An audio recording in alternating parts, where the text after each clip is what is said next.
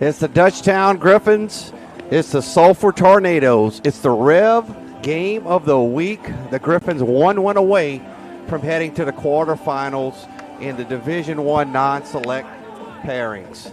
Hello, everybody. I'm Troy LaBeouf along with former big leaguer Mike Moeller. Today, our producer, Lyle Boudreau, director Andre Chapoy, Zane and Eric on our cameras today. Happy to have you. The REV game of the week, the number 8 DUTCHTOWN Griffins, 23-11 in the season. The number 9 SULPHUR TORS, 25-12. I'll bring in my broadcast partner, Mr. Mike Moeller. Mike, good to see you, man. Hey, good to be here, man. Actually came to watch a game last night. Exciting one, good little pitcher's duel. Ended up 3-1, couple key hits, maybe a little misplay here and there. But again, that's what you kind of think about once you get to this level of the playoffs, or when you're going to see some good pitching, you're going to have those low-scoring games. We'll give you all of the lineups. We'll talk about the game. Mike will break it down. We'll do it after this timeout. It's the REV game of the week. Don't go anywhere. We'll be right back. Welcome to REV, delivering fiber-powered technology for both your home and your business. With phone service that connects you to what's important, internet that keeps your devices up and running, TV that delivers all the big moments, and security that protects how you live and work. All backed by local support teams right here in Louisiana. With 5-star service and reliability you can count on, we're ready to connect you to the people and places that matter most. REV. Chris's Specialty Foods has you covered for tailgating this season. We do all the prep work so you can spend time enjoying your family and friends. Steaks, burgers, sausage, chicken, wild game, and many other great pork options. Our central location is now open on Wax Road behind the Walmart. And the new Highland location serves hot lunches and has a meeting space for your work team. New Orleans and Millerville are rocking as well. It's fast, affordable, and delicious. It's Chris's Specialty Foods. Everybody loves Chris's. B.T. Chapman and A.J. Pickett with Advantage Therapy are honored and excited to team up with Dutchtown High School's athletics. At Advantage Therapy, we are dedicated to helping our patients regain the highest possible functional status through one-on-one patient care. Advantage Therapy has spent nearly 2 decades providing both outpatient orthopedic physical therapy and occupational therapy to the people of Ascension and surrounding parishes. From all of us at Advantage Therapy, go Griffins! Order like a champ at Raising Cane's. We've got tailgates of hand-battered, cooked-to-order chicken fingers and cane sauce, and jugs of freshly made tea and lemonade. Raising Cane's Chicken Fingers, one love. Here we are, Cypress Roofing, a woman-owned roofing company specializing in insurance claims. With the hurricane season right around the corner, give us a call.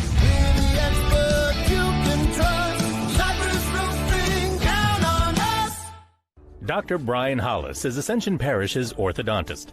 Dr. Hollis has an excellent reputation for bringing state-of-the-art technology and the highest standard of patient care to Ascension. He attended LSU Dental School, and he completed a residency to become a board-certified specialist in orthodontics. An avid supporter in our community, Dr. Hollis is married to Celeste Pyron Hollis, and they have 4 children. Dr. Hollis, Ascension Parish's orthodontist. Grow up smiling with Hollis Orthodontics. Get to know SEC Heating and Cooling this year. Locally owned and operated by Stephen Conyers since 2013, SEC Heating and Cooling works with residential and commercial customers in Ascension, East Baton Rouge, Livingston, and surrounding parishes. SEC specializes in preventive maintenance, repair, and complete changeout and installation of energy-efficient central air systems. From professional sales and expert installation of central AC systems to repairs and ductless AC systems, we can handle all your needs. For total peace of mind, call SEC today. No one teaches you what to do immediately after an accident. Once everyone is safe, your first call should be to an attorney, not the insurance company. Don't let the insurance company take advantage of you at your time of need. Call the Title Law Firm. We'll walk you through what you need to do in real time. But you can take advantage of the Title Law Firm's 30 years of experience. Before you call your insurance, make a free, no-obligation call to the Title Law Firm. Call 756-0007 when you're injured. You gotta call. You gotta call Title. REV presents the Action Minute. Here's the Clinical Director of Action Therapy and Wellness, Haley Leindecker. Hi, I'm Haley Leindecker with Action Therapy and Wellness in Gonzales, and I'm here to show you simple exercises to improve shoulder strength and thoracic mobility for all athletes. Resisted external rotation will strengthen your rotator cuff. Stand tall with your arms straight out and the elbow bent at 90 degrees. Keeping your elbow in place, rotate your arm outward against the resistance. For internal rotation, set up the same 90-90 arm position, but with the resistance anchored on the same side. Rotate your arm inward, bringing your hand towards the ground while keeping your elbow fixed. This is called open books and half kneeling. The resistance band is held forward with both hands. Rotate your upper body open to the side, pulling the band across while keeping your lower body stable. Action Therapy and Wellness specializes in physical therapy, sports therapy, occupational, and hand therapy. Just remember, no referrals needed. Give us a call today.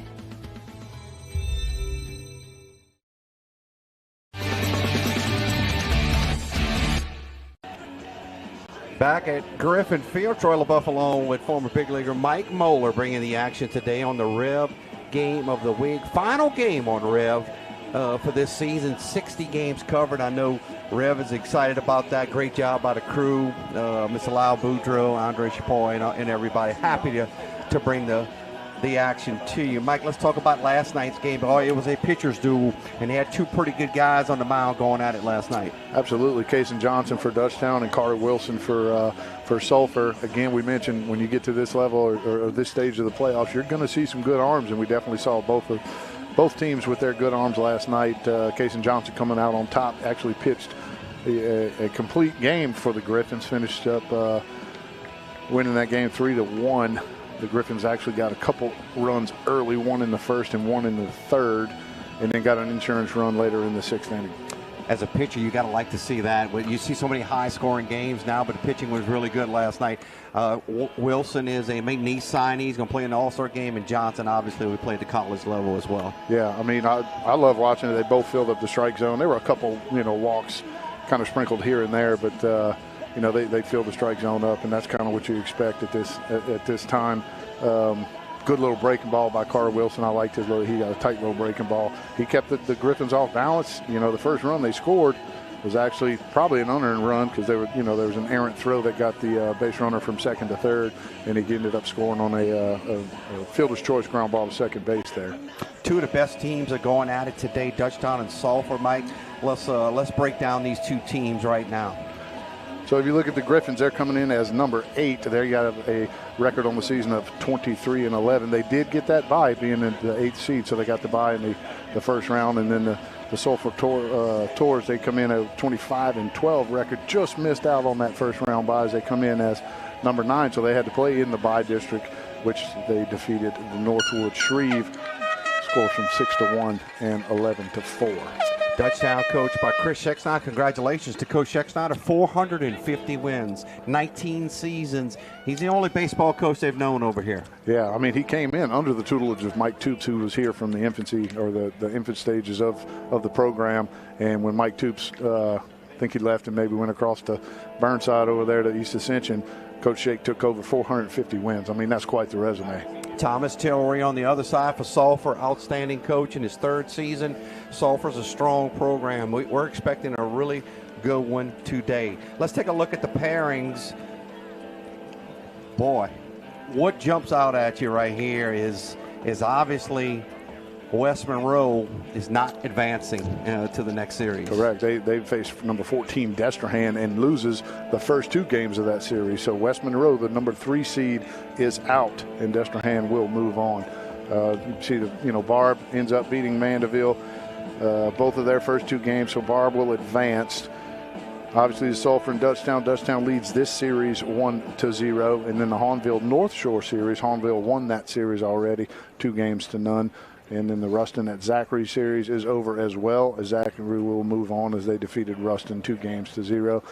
West Monroe was beaten by Destrehan 2-0. Sandoval leads Benton as they won that game last night, coming in as a number 22 seed over number 6 Benton. Walker wins the series against Live Oak 2-0, and then Sam Houston leads that series against Houghton 1-0. Yeah, the Gators, big victory last night. That game actually ended after 6 innings. They had some weather going on in North Louisiana, so they just pretty much ended it right there. and probably a smart move by Benton. You'd add a big hill to climb, have to use more pitching. You set yourself up for today. Well, hopefully you can get some momentum in the first game, but the Gators are playing really well right now. Yeah, they are. They've been putting some runs on the board as of late. I know towards the end of the season there, they were only scoring 1, maybe 2 runs a game, maybe the last 4 or 5 games of the season, but early in these playoffs, they've put some runs across the board as they upset Central, came in as a lower seed and upset Central there. Move on and play Benton, put some runs on the board against those guys again last night. Kind of a teeter-totter game. Santa Maria goes up really early, then they give up the lead, in the first already. After that, they go up 3 or 4 to nothing, and then fought their way back and ended up getting the win with that called game in the 6th inning. Right there on your screen, you see on the left is Coach Chris Scheck-Snyder, and on the right, Coach Thomas Tillery. And we already saw Barb's in the stands down there, taking a look at they'll get the winner of this one. As they always are. They're going to recruit. I'm pretty sure they were probably here last night as well. They want to just check out a couple arms, and they do what they do. They've already punched their ticket to the next round, so they're going to do their due diligence and try to get as much information on their opponent as they can. Being it's a 3-game series, you got to swap home and away, and Dutchtown is going to be the away team, so they'll hit first. Let's take a look at the lineup for the Dutchtown Griffins. But I tell you what, before we do that, we'll keep it right here. We'll have the playing of our national anthem. Don't go anywhere. We can enjoy the freedom we have today.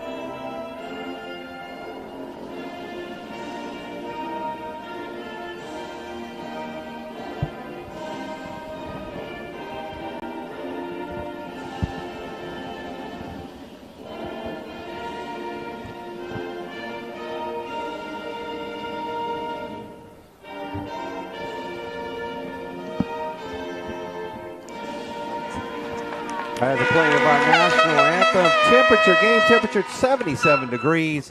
Very little wind, Mike. You can see the flags moving a little bit out there in center field, but only about 3 to 5 miles per hour. That weather report brought to you by none other than Mr. Lyle Boudreau, giving us the weather, taking care of us over here. So, Mike, let's take a look at the lineups. The Griffins will hit first. Leading off today for the Griffins is going to be the center fielder, Eli Freeman, hitting second. The catcher, Cooper Pickett. Hitting third will be the designated hitter, Owen Cavalier. And batting fourth is going to be Brooks Boomstead. He'll play first base. In the 5-hole, third baseman Cade DeLon. Hitting sixth, the left fielder Dawson LeBlanc. Hitting seventh is Hayden Becknell. He'll play right field. Hitting eighth will be the second baseman Camden Hanberry. And batting ninth, the shortstop Maddox Estelet. And on the mound for the Griffins will be Cole Bowling. Let's take a look at the defense set up. Go ahead and give us the defense, Mike, for this Sulphur team. For the Tors, from left to right in the outfield, Carter Wilson, Dalton Shirley, and Bryson Hardy. On the infield at third base, Weston Landry, shortstop Cole Trahan, second baseman Brody Trahan, and at first base, Brody Beto. Doing the pitching, Brock Trahan, and behind the dish, Brennan Baker. Yeah, Mr. Wilson pitched a great game last night. He's a tough luck loser. See, there you see today's pitcher for the Tors, but he's in left field, so he's hitting at about a 370 clip. I talked to one of the coaches before. They love his play, and he's going to be a really good one at McNeese. Yeah, a lot of times you see these pitchers, when they're not pitching, they're going to play somewhere defensively. A lot of times you see some, even maybe a shortstop or somebody acting as the closer, and on some of these teams. In high school, you got a lot of well-rounded athletes that can play more than one position. So just about ready to go here from Griffin Field. Sulphur needs to win this game to force a game 3, and the Griffins would love to end it and move on into the series where the winner of this series will play Barb. Leading off will be Eli Freeman, the center fielder.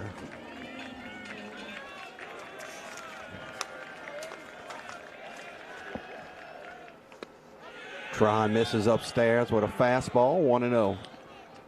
Had a lot of weather come through early this morning, Mike. It looks like it cleared up for us. Should be a good day of baseball. Yeah, still some cloud coverage, but man, it got a little testy there earlier this morning. Wasn't quite sure we were going to get this one in. Obviously, when you played, and even when I played, I wasn't very good. You were, but didn't really have these turf fields to benefit you. Yeah, I mean we would have been out here early trying to with a helicopter and all kind of some stuff. Buckets trying to get the water off the field, doing what you can. Had vacuums and everything out there. I remember the helicopters back in the day. I don't know if it really worked, but missed it with a breaking ball. 2-1. Good fastball, fouls it off. Freeman coming in, hitting at a 376 clip, leads the team with that batting average, as well as in stolen bases with 27. So Freeman, a guy that the Griffins want to get on that bag so he can cause some mischief. Upstairs, beautiful Griffin Park here. Crowd still coming in. Full count pitch coming. Ground ball, be a tough play at short. Throws it across. Got him, boy. That was a close play right there. I knew he had the wheels to beat that out, but boy, that was bang, bang. Yeah, great play right there by Colehan. A couple steps to his backhand, plants that back foot, makes a good strong throw over there to first, accurately for the first out. What's the old rule? Can't beat the baseball, right? That's it. As fast as you think you are, the baseball can still beat you. That'll bring up the catcher, Cooper Pickett. Inside with a fastball by Trahan. A lot of Trahans on this team. Obviously, that's a popular name in that area.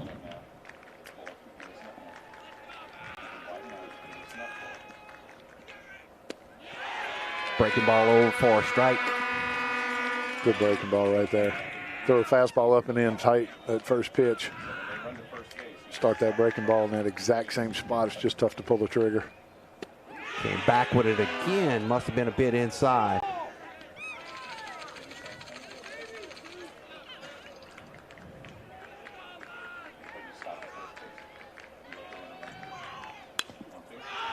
Balls it out to right. Right fielder Hardy's got a beat on it. Makes the catch. Played left field last night. Wilson moving from the mound into left. That allowed push Hardy over into right field. It's a young Sulphur team. A lot of sophomores on this team. Now batting for the Griffins, a designated hitter Owen Cavalier. I'll bring up Owen Cavalier, the designated hitter. Quite the opposite from the Griffins. A lot of seniors in this starting lineup for the Griffins.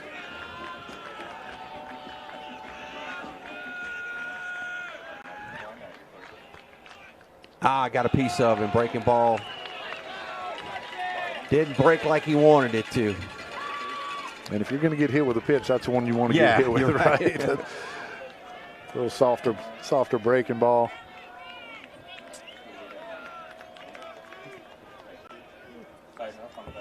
So Cavalier will be over at first base for Brooks Bumstead, first baseman. Takes a healthy hack, fouls it off. Good-looking kid, number 31. Obviously, Dad played at LSU. Was a pitcher. Yep.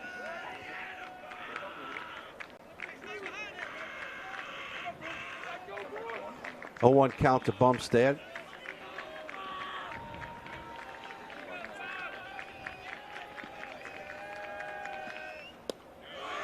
Just missed with a fastball. Count levels at 1-1. 2 outs in the inning.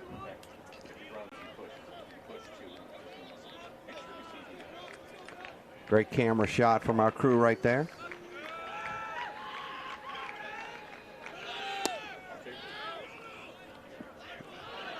Got him. Backdoor tag right there. Nice work by the second baseman. That'll end the inning. That was a close pitch right there. It was called a ball on the inside corner, but nonetheless. Nice pick and tag right there. We'll take another look at it here. See Trahan just get over there. I mean, throw to the shortstop side, backhand, quick tag. I think they would. I think they would have reviewed that one if we were in the college game. No doubt. Let's take a look at the lineup for Sulphur as they're the home team. Leading off today for Sulphur, there's going to be the shortstop Cole Trahan batting second. The third baseman Weston Landry. Noah Courtney, the designated hitter, will bat third, and batting cleanup will be the catcher, Brendan Baker. Hitting fifth, the left fielder, Carter Wilson. Hitting sixth, the center fielder, Dalton Shirley. The first baseman, Brody Beto, will hit seventh. Brody Trahan, the second baseman, will hit eighth, and batting ninth is the right fielder, Bryson Hardy. Let's take a look at that Griffin defense, Mike. Defensively for the Griffins today in the outfield from left to right will be Dawson LeBlanc, Eli Freeman, and Hayden Becknell. On the infield will be the third baseman, Cade DeLong. The shortstop is Maddox Estelet. At second base, Camden Hanbury, and playing first base, Brooks Bumstead. Doing the pitching today for the Griffins is Cole Bowling, and behind the dish, Cooper Pickett. You were right. You commented earlier. That's a ton of seniors on. As a good picture of Cole Bowling, one of the top pitchers for the Griffins. A lot of seniors on this team, and a lot of these seniors are going to play college baseball. Delgado looks like they have a little pipeline through here. Yeah, they do. Well, I mean, Coach Shake played for Joe and those guys over there at Delgado, so there's a good little pipeline over there, which is, I mean, it's a great place if you think about it. Coach Shake did go there, played junior college 2 years, and then advanced to a D1 and played at UNO. That's the idea whenever you want to do that, right? You want to go to that junior college to get yourself in position to maybe even go to that next level. Coach Rahan will lead it off, the shortstop. Where's number 9? Breaking ball, hit in the left field for a base hit. Boy, sat back on, did a nice job driving in the left field. Yeah, man, might have had a little book on him right there. It's very rare that you see a leadoff hitter kind of sitting on that breaking ball right there, but great job by Trahan. That first pitch, something you like, get yourself on first base. Weston Landry, third baseman. TORS in there. Stripes. White pinstripes. Griffins in there purple with the white pants. Quick throw over to first, back in time. Quite the opposite unis for the Griffins tonight. Last night they were all black. Wow. Black tops, black pants. Got it over for a strike. Landry showed that he wanted to bunt. Pulled it back. See if he keeps the sacrifice opportunity in play. Nice work over there by Bumstead on a quick throw. Beautiful Griffin Park.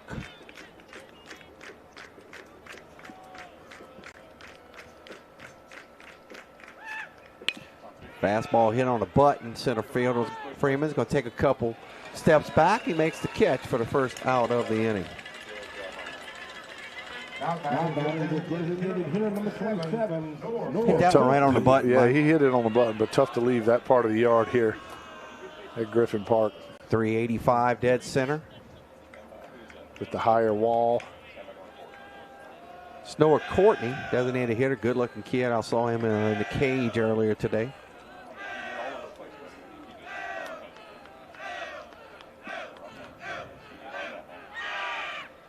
Nice fastball for a strike.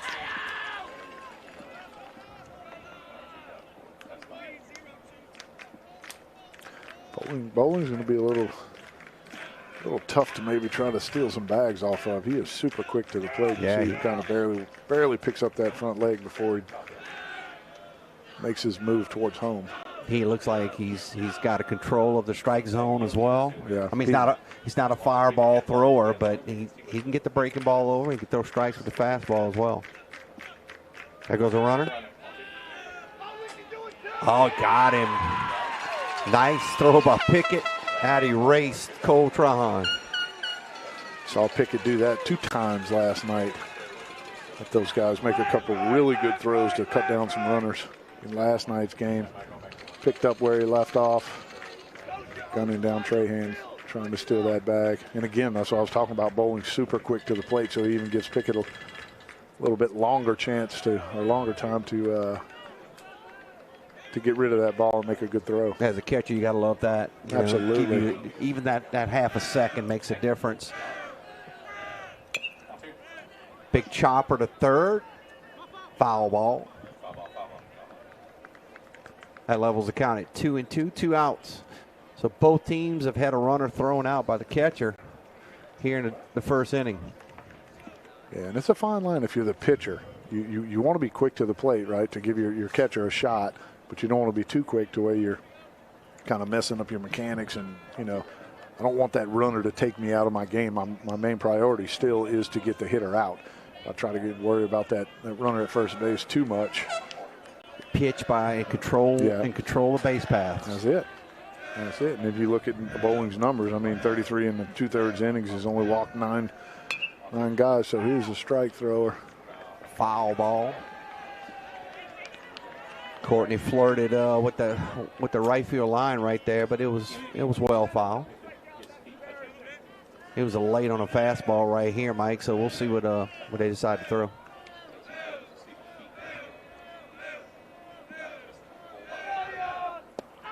Right down the heart of the plate. Had him thinking right there. Courtney didn't like the call, but that was definitely a strike. Nothing doing for the Tours. No score here after one inning. We'll step aside for a timeout. It's the Rev Game of the Week.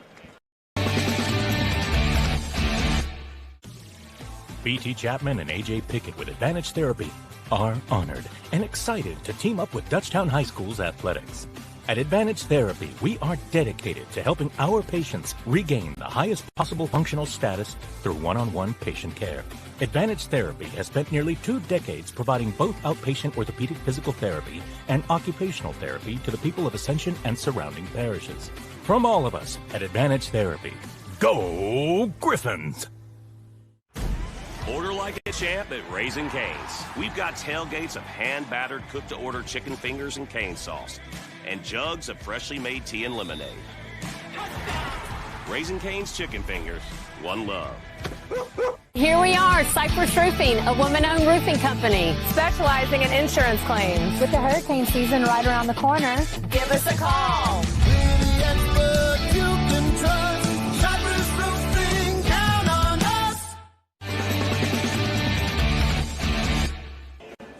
Back at Griffin Park as we head to the top of the second inning. Griffins will be back on offense as they are the visiting team today. Both pitchers, I thought, handled the offense as well in the first inning. Yeah, I agree. Strike throwing, make in the zone early. Couple base runners, one for each team on each side, but both of them erased. Getting thrown out, trying to steal second base. But I like it. First inning, both teams trying to push the issue, make something happen, being aggressive. Bumstead was hitting when Cavalier got thrown out. Swing and a miss, 0-1 count. So Bumstead will be back at the plate. And as a defense, man, you love a guy that's going to stay in rhythm and not hold a baseball. Absolutely. You hear that all the time, like, especially middle infielders. They want to be on their toes. You don't want to catch him on the heels. And, finally you make a good pitch and get them a ground ball, and they've waited 10 pitches, for it to come, and they might not be as apt to make a good play. Strike 3 called. Catcher wanted that ball up, but actually came inside, caught the inside corner. That's a strikeout for Trahon. Yeah, 2 breaking balls off the plate, got Bumstead to wave at him, and then comes back and paints the inside corner. That's almost impossible to pull the trigger on that. Looks like Baker really wanted that ball up. See if they would waste one, but boy, came right at it. I'll bring up Cade DeLong, the third baseman. Strike. DeLong is a Delgado signee. It's like his dad and his brother. Absolutely. A breaking ball. It seems like the breaking ball is against those right-handed hitters. Everything's on that inside corner.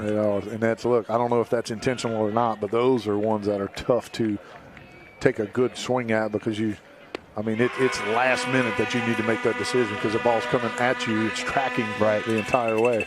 You're not going to be able to get a good the barrel on exactly, it. Probably. Exactly. That's the ones that are tough to get the barrel to. Good fastball, 1-2. Came up and in.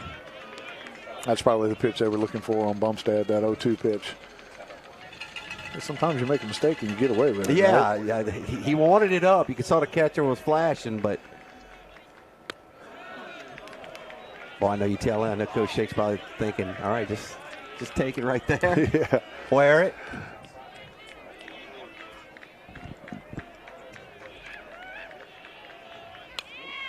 Good job by DeLone to fight that fastball off. Count remains 3-2. Great job right there. That was a pink ball right on that outside corner down. Good pitch by Trahan.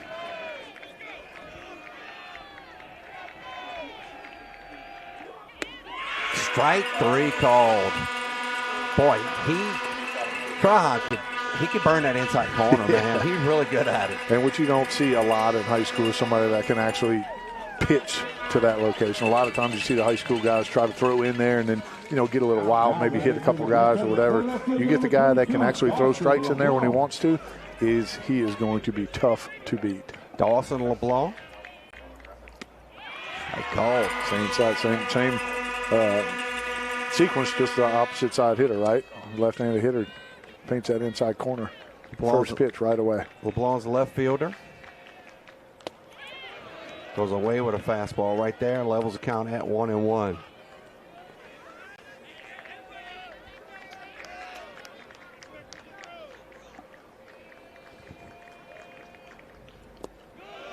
Tried to get a breaking ball over for a strike right there. Laid off of it. Good job by LeBlanc to lay off of that pitch. Count goes to 2-1. Outside with a fastball. LeBlanc ahead 3-1. Trying to get a base runner here. Top of the second.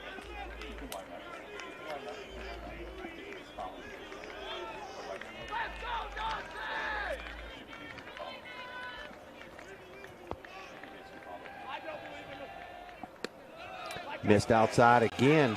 A lot of those pitches to right-handed hitters were catching the inside corner, but they're out of the zone against the left-hander LeBlanc, so he draws a walk. A reminder, this is game 2. Sulphur needs to win this game to force a game 3. DUTCHTOWN won last night 3-1. First walk for Tron. That'll bring up Becknell. Hayden Becknell, the right fielder. 2 outs in the inning, runner at first. Missed inside, 1-0. Yeah, LeBlanc being the first lefty that Trahan has seen. Sometimes just a little bit of a different look, it kind of makes you want to tweak a little something when you're on the mound. Fastball just missed, 2-0. That left-handed hitter in there kind of closes you off. You don't finish that pitch like you normally would whenever you have that right-hander right in there. That's a good-looking fastball. Hit it off of the handle. Fouls it off, 2-1.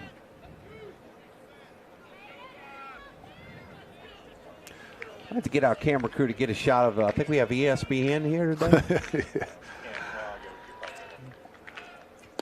That's a strike. Levels it at 2-2. A couple of students down there with the mock ESPN love it table going on down there. I referee basketball. I see it at every gym I go to these days. They're getting on us too. Down to the first baseman, handles it, so nothing doing. They do get a base runner, but so 1 left. Nothing at the top of the second inning for the Griffins. As we mentioned, Coach Tooth started this program as the head coach for DUTCHTOWN, but a guy by the name of Chris Sexton took it over, and boy, he's been a staple here at DUTCHTOWN. Yeah, and as you mentioned, that's just a tick of his resume. And you mentioned he got his 450th victory last night against 221 wins and 2 ties overall. District play, he's got 159 wins and 55 losses. And in the playoffs, 33-26. He's made the state playoffs every single year he's been here, except for the COVID year when everything got canceled, right? I mean, he's a homegrown guy with not actually Dutchtown homegrown, just across the way over there in Santa Ma. Played at Santa Ma High School, went to junior college at Delgado, and then finished his career at the University of New Orleans. You see Coach Collins right there to his left, you're right on the screen. He picked up Coach Collins, has been a head coach at several places, and he helps run this baseball team. He's got a really good staff with Troy Tomplay and the rest of those guys. Tomplay's a pitching coach, been with him a while. But I tell you what's going to be special for Coach Shake next year, as they call him, gets to coach his son next year. Yep, got He'll one be a coming freshman. up. Yep, he's an outstanding player too. Yes, he is. He's strong. He's strong. So everyone's excited to see what he'll be able to do. He may, if he can even step in and help the team out maybe next year. It's Brandon Baker to lead it off, the catcher. Round ball to short. Throw across in time. 1 pitch, 1 out.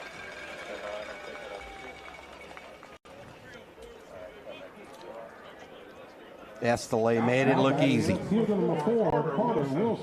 Tell you what, at the high school level, Mike, if you throw strikes and you make the routine plays, you can be in every game. Every game. Just routine plays. No doubt. Yep. I agree 100%. That'll bring up left fielder Carter Wilson. That fastball catches the outside corner. And it's count to 0-1. Carter, tough luck pitcher last night. Left-hander, throws the ball well, going to McNeese.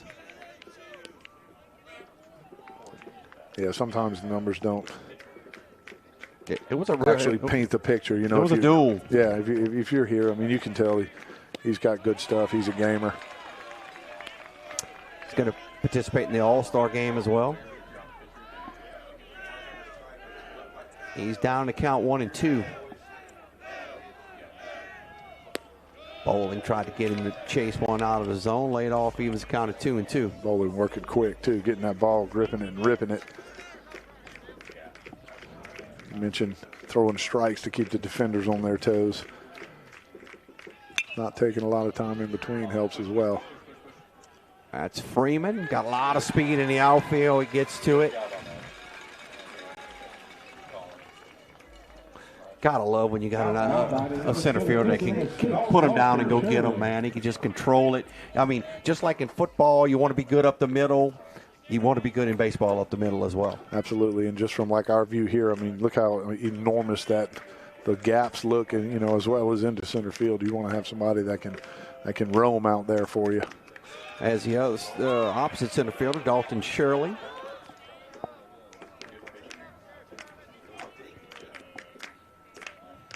Let him off with a strike. Breaking ball, hit in the right field. Kept his hands back, Mike, and did a good job just finding a hole. Yep, nice piece of hitting right there. A lot of times you see everybody get out in front of those breaking balls and kind of roll over on them. Great job by Shirley staying back, letting that ball travel and hitting it to right field. How hard is that as a hitter? Hard. Yeah. It's hard. I mean, that's, as a pitcher, you design your whole repertoire of, trying to get people to make bad swings at the pitches that you're throwing, right? Right. And one of the main things you try to do is try to get somebody out on their front foot. Hence the reason you throw that breaking ball. It's a slower pitch, and we're working it away. You want them to try to reach out there and roll that ball over. Shirley did a great job staying back. It's already hard enough to hit a baseball. It's Brody Beto. I don't think Brody liked that call too much. He felt like that was out of the zone, but he's a good-looking kid. Big first baseman. Swings it from the left side.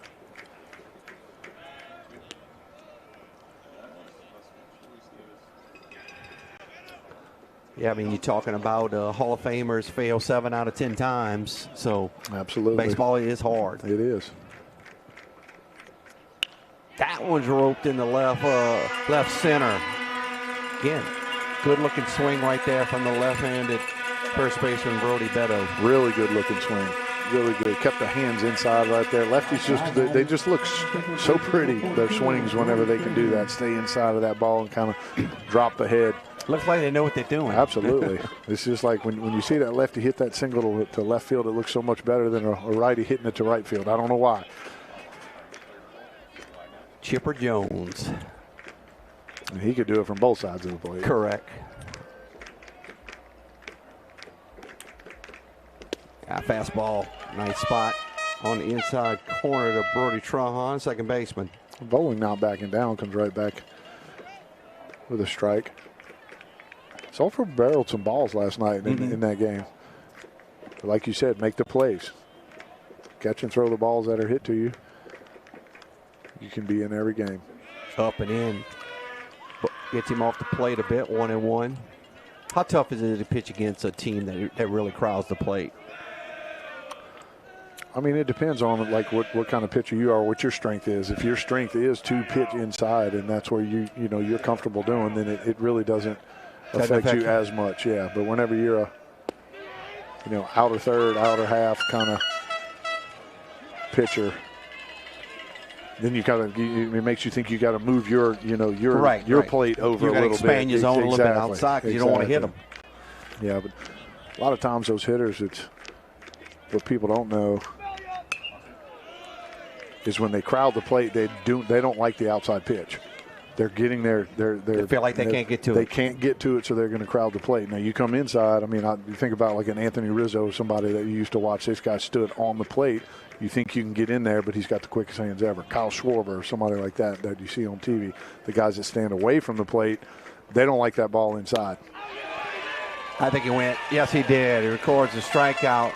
So after getting 2 quick outs, also 2 base hits, they get the strikeout to end the inning. We play 2 here at Griffin Park. We'll step aside for a timeout on REV. Dr. Brian Hollis is Ascension Parish's orthodontist. Dr. Hollis has an excellent reputation for bringing state-of-the-art technology and the highest standard of patient care to Ascension. He attended LSU Dental School, and he completed a residency to become a board-certified specialist in orthodontics. An avid supporter in our community, Dr. Hollis is married to Celeste Pyron Hollis, and they have 4 children. Dr. Hollis, Ascension Parish's orthodontist. Grow up smiling with Hollis Orthodontics. Get to know SEC Heating and Cooling this year. Locally owned and operated by Stephen Conyer since 2013, SEC Heating and Cooling works with residential and commercial customers in Ascension, East Baton Rouge, Livingston, and surrounding parishes. SEC specializes in preventive maintenance, repair, and complete changeout and installation of energy-efficient central air systems. From professional sales and expert installation of central AC systems to repairs and ductless AC systems, we can handle all your needs. For total peace of mind, call SEC today. I told you they had celebrities in the crowd, Mike. ESPN is here.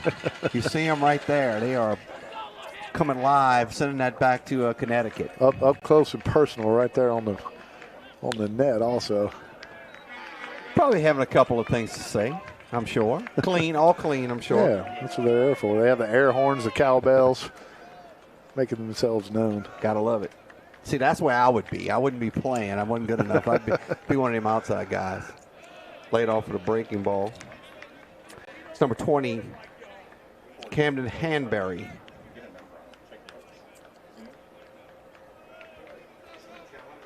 A lot of good Hanburys have come through here. Football and baseball.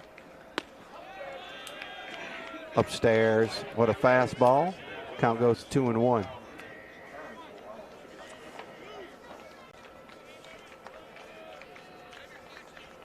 As a strike.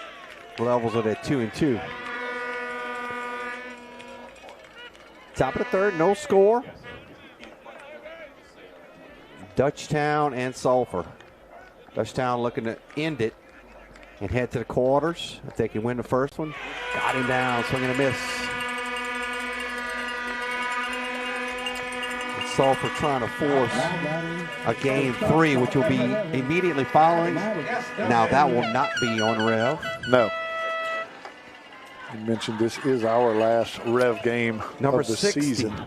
Number 60. Maddox Estelade, a shortstop. Super impressed by this pitcher, how he come inside. It's not, he looks like he can control it. It just gives you so much more of an advantage. Oh my goodness. goodness. Helmet. Just when I said that. Announcer Jinx. Hopefully he's okay. That's why we wear those helmets.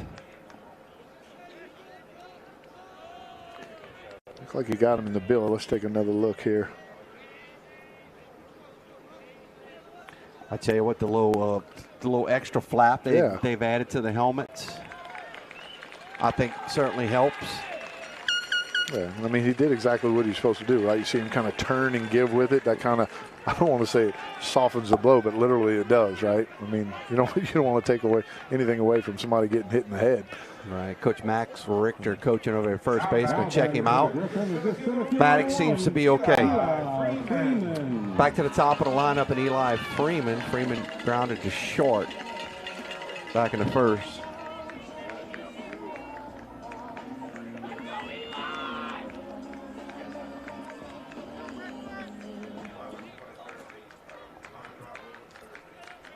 Top of the third, one out. Throws it to first, back in time.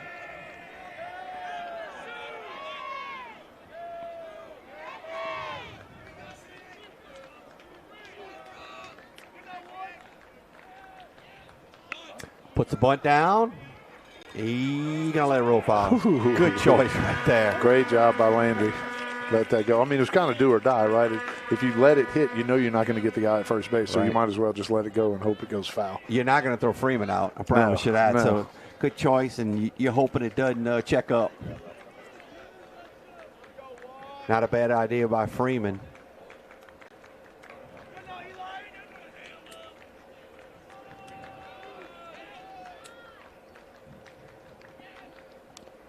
Took a hack at a fastball, fouled it off. Counts 0-2.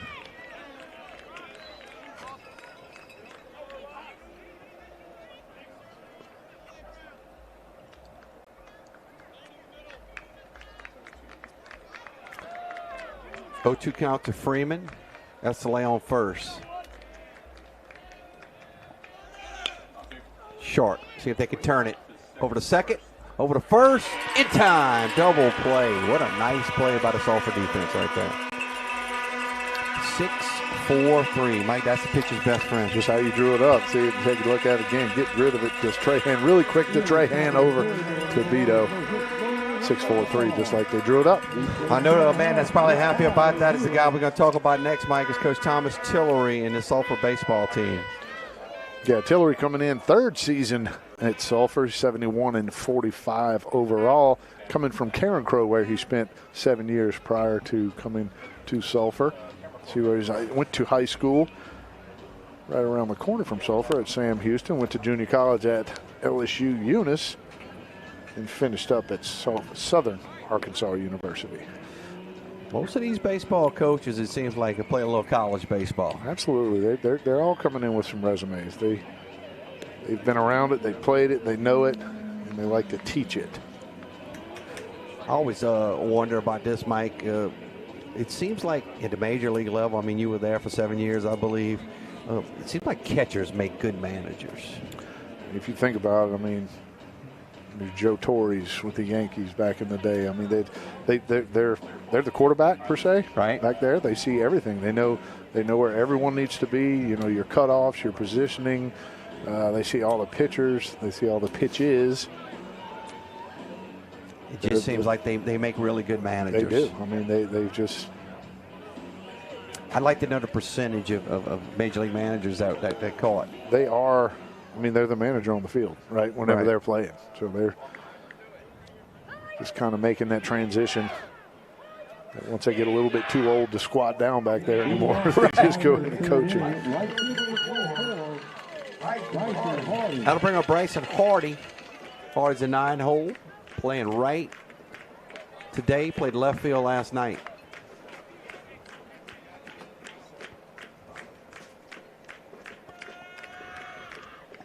Bowling starts him off with a fastball. Hardy fouls it off 0-1.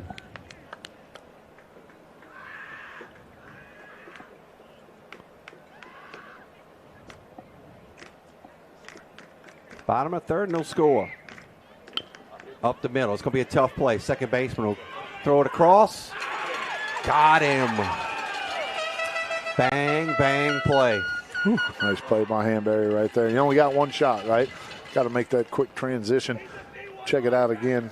Racing to the backside. Got rid of it super quick. Good throw over to first base for the first out. Any fumble, any misstep, you're not going to throw him out. No doubt. Back to the top of the lineup, Coach Trahan. Trahan let the game off a single, but he was thrown out trying to steal. Missed downstairs with a fastball. Bowling gets that ball back. He's ready to pitch it. Little check swing. Throws it across. Easy play. I'll tell you what. Bowling is calm as a cucumber. Yes. You see me just like, Not a very big I'm kid. thinking like, if I'm pitching right now, I'm like, okay, this is a leadoff hitter. He's fast. Let me hurry up or that. No, just let me set my feet, make a good little throw over Play there. pitch and catch. Yeah, exactly. Which is what you're supposed to do, but it's a lot easier said than done. Weston Landry takes a fastball for a strike. He flew out to center field. The center fielder Freeman back in the first. Laid off of that fastball. Levels the count at 1-1.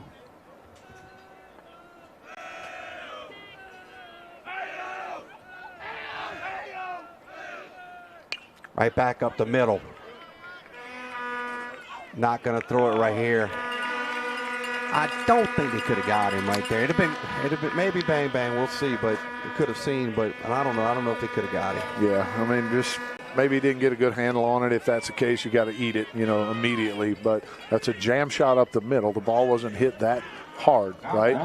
Not only does it take Esselette a long time to get there to field that, but it also, when the hitter gets jammed, he's a little bit slower getting out of the box. But the fact that it was, so far behind second base by the time Esselette got to it, I don't think he had a play. Got to bring up the designated hitter, Noah Courtney. Courtney struck out looking. Back in the first, takes a breaking ball over for a strike on the inside corner. See if Landry will try to swipe a bag here.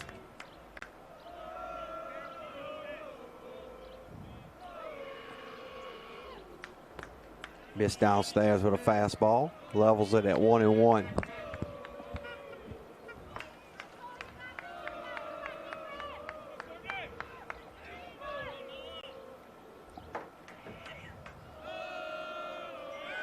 Ooh.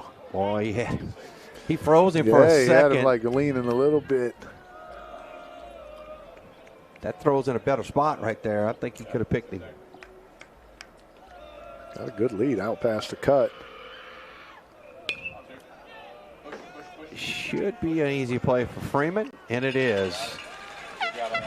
We completed 3 innings of play. No score. Pitchers duel going on between Dutchtown and Sulphur. We'll step aside. It's the REV game of the week.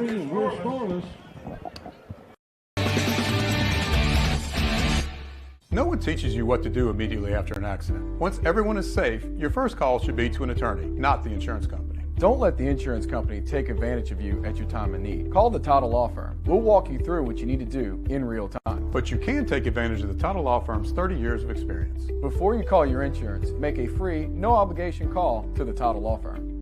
Call 756-0007 when you're injured. You gotta call Tata. Welcome to REV, delivering fiber-powered technology for both your home and your business. With phone service that connects you to what's important, internet that keeps your devices up and running, TV that delivers all the big moments, and security that protects how you live and work. All backed by local support teams right here in Louisiana. With 5-star service and reliability you can count on, we're ready to connect you to the people and places that matter most. REV.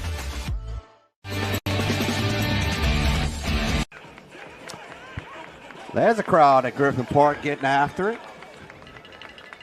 2 outstanding dancers. Trying to get trying to wake the bats up here. It's been a pitching duel, Mike, between these both of these pitchers. Exactly what we expected too, right? Yeah. It kind of looked a lot like last night's game. Go through 3 innings. I don't think we've gotten anyone past second base quite yet. No, I don't think anybody's been over the third yet.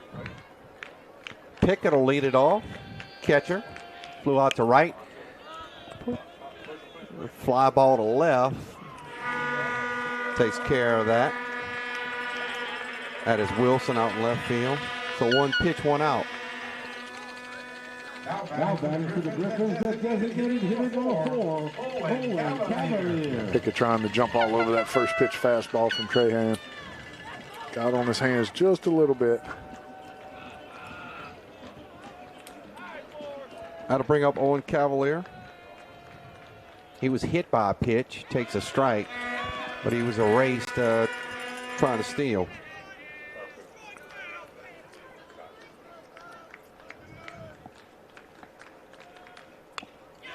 Fouled that breaking ball off. Ooh, that was one to hit right there. Looked like it hung a bit. Kind of hung a little bit. See the hack that Cavalier took. It's a little tardy on it.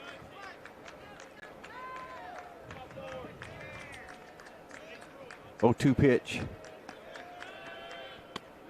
Came up and in.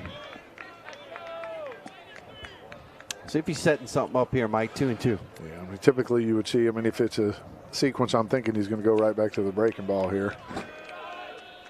There, you called it. Fouled it off. That one didn't hang, but did a good job of fouling it off. Yeah, you got Cavalier in protect mode now. Probably going to shorten the swing up just a little bit. Try to foul everything off. Protect, get something, try to get a mistake. Down the third base line. That'll be extra bases.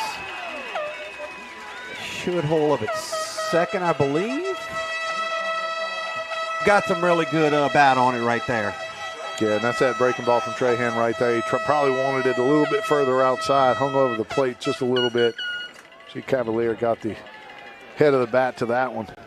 Snuck it right by Landry at third base. Is that a situation maybe where they threw the breaking ball a little bit too much right there? No, I just think that's a location. I think it's the right pitch. I just think you'd want to try that, to locate that a little bit further outside. Right. I mean, it's a game of inches, right? We talk about that all the time. If it's 2 inches further over the plate, it's a perfect ground ball to the third baseman. Bring up Brooks Bumstead. Struck out back in the first. Took that in the second inning.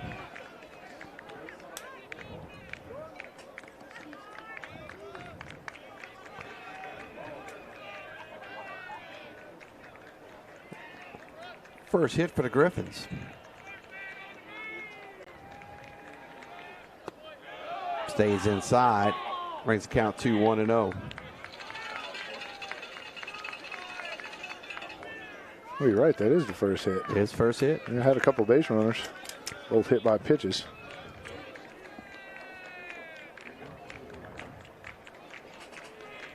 Four hits for the TORS. Just got out of the way of that one. Legs coming in tight. I love that. Me too. As a former pitcher for sure. I just love that. I just don't see a lot of high school pitchers that are good at it, but this guy is. Yeah. You just keep the hitter so honest by being able to control that inside part of the plate. 2-0 pitch.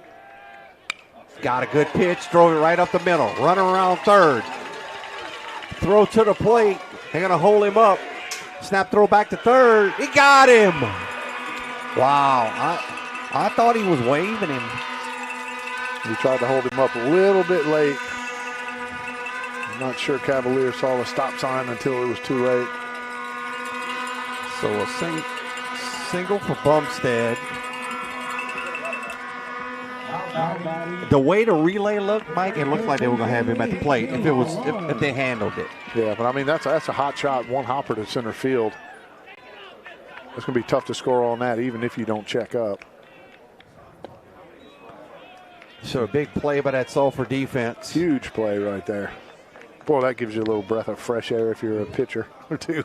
After giving up back-to-back hits, Bumstead did a really nice job driving that ball right back up the middle. That's a fastball over for a strike to K. DeLone. DeLone struck out back in the second.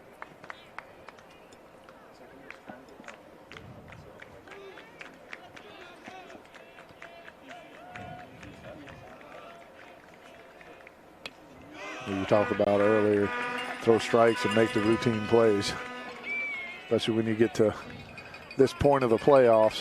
You Handle don't want to shoot baseball. you don't want to shoot yourself in the foot. All the young players out there, hit a cutoff man. Hit a cutoff man. Let the cutoff man what make the decision. Yep, exactly what just happened. You want to make sure you run the bases correctly, too. Rookie Michael, that center fielder could have tried to airmail that ball to the plate, but he did a good job. Gets a strikeout to end the top of the fourth inning. A couple of hits for the Griffins. They left a base runner on, had a scoring opportunity, just couldn't put it across. Mike, let's take a look at the DUTCHTOWN Griffins baseball program in the playoffs the last 5 years with their seeding. Yeah, I mean, you take just look at their last 5 years. We talked about Coach Shake has made it every year except for the COVID year. In these last 5, in 2021, they came in as a 13 seed, made it to the quarterfinals. In 22, came in as that strong 3 seed, made it all the way to the semifinals. 2023, the 12 seed, got ousted after the regionals, as they did in 2024 as a 4 seed, and then last year as the 10 seed, make it to the quarterfinals. 2004 state champion, the DUTCHTOWN Griffins. They got some major leaguers on the fence over there too. Some guys that are have played in the big leagues or made it to minor league guys. They a bunch of people that came out of here, kind of represent them as you walk into the field. You can see them there on the fence on the right side as you coming in. Beautiful park. Really nice facilities all over Ascension Parish when it comes to athletics. So we go to the bottom of the fourth. Couple of hits for the Griffins in the top. Not able to scratch a run across. That'll bring up Baker, catcher. Grounded out to the shortstop Estele on his first at bat.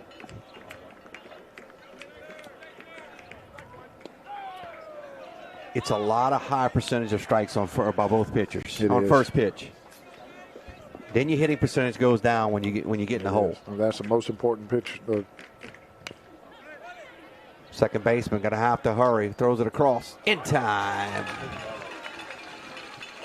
It's great to have a big target over there in Bumstead. Yes, it is. You know you can miss a little bit and still get the out, right? And Barry didn't panic, didn't rush it. Had time to throw it. Bumstead does a nice job keeping that right foot on the bag. Yeah, the first pitch strike.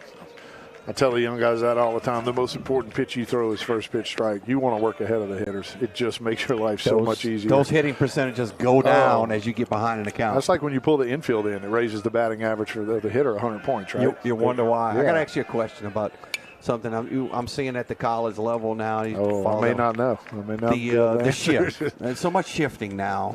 And, I mean, I know they got advanced scouting and everything, but it seems like it's every inning they're shifting. It's not just LSU doing it. A lot of programs are doing it.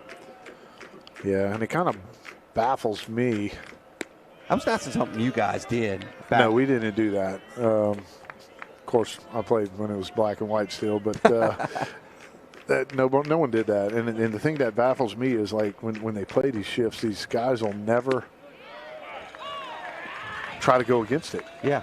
They won't try to hit the ball the other way. No, they will not. They will just try to. They're going to try to turn and burn, and they will hit that ball to that deep right or deep second baseman, shallow right fielder every single time. Take a dead pull. Yeah. Shirley fouls that one off. Check that's Carter Wilson. Wilson flew out to center in his last at bat.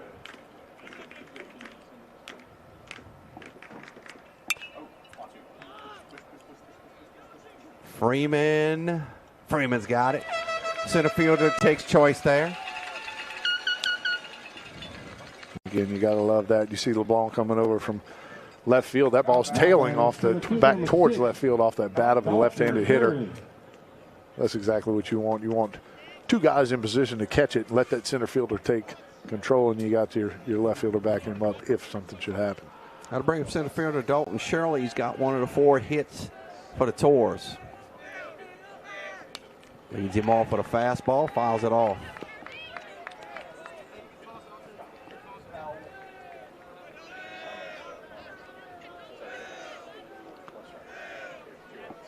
Cole Bowling trying to get out of the 4th. It's that one down the right field line. Fair ball. around first, heading to second. Comes the throw. Not going to be able to get it there, and it's going to be a double. 2-out double. Again, let that ball travel. Super Did impressive. Shirley, yeah, that ball's, I mean, that's an outside fastball. He just let it travel, poked it right where it was pitched. It was not a bad pitch. That's what you try to teach all the time, but it's just so much more difficult to actually execute that. Got a scoring update from Santa Ma and Benton. It's all Benton so far. Bottom of the second inning, 6-0. Benton Tigers lead it. Benton looking to even up that series at 1. Trying to force a third. I'll bring up first base, and Beto had a nice, he snuck right behind him. Did that ball hit him? Nah, a little too tall. Oh, you're talking about the shortstop? Yeah, I'm just talking about the runner. I don't think it hit him. No, I think it, just. Well, he snuck behind him. Yeah, a little bit tall. I think he was just upset with himself that he almost got picked. Yeah, the Griffins got one last night. Spin and pick at second base, got him. Missed on the outside corner with a fastball, 1-0. Yeah, I think they threw 2 runners out trying to steal and picked a guy off at second base. Beto's 1 for 1 today. Had that pretty swing. Ooh. He gets his money's worth. Yeah, he does.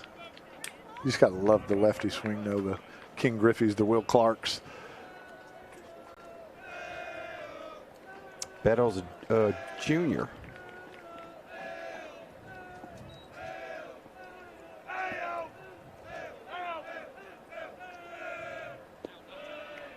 Nice job behind the dish by Pickett, keeping that ball in front, not allowing base runner Shirley to advance to third. Shirley's 2 for 2 today.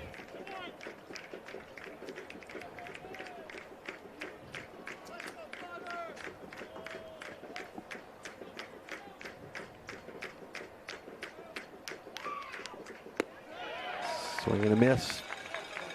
Pickett will chase him back. Good decision right there. You'd have had to lead Esselet to try to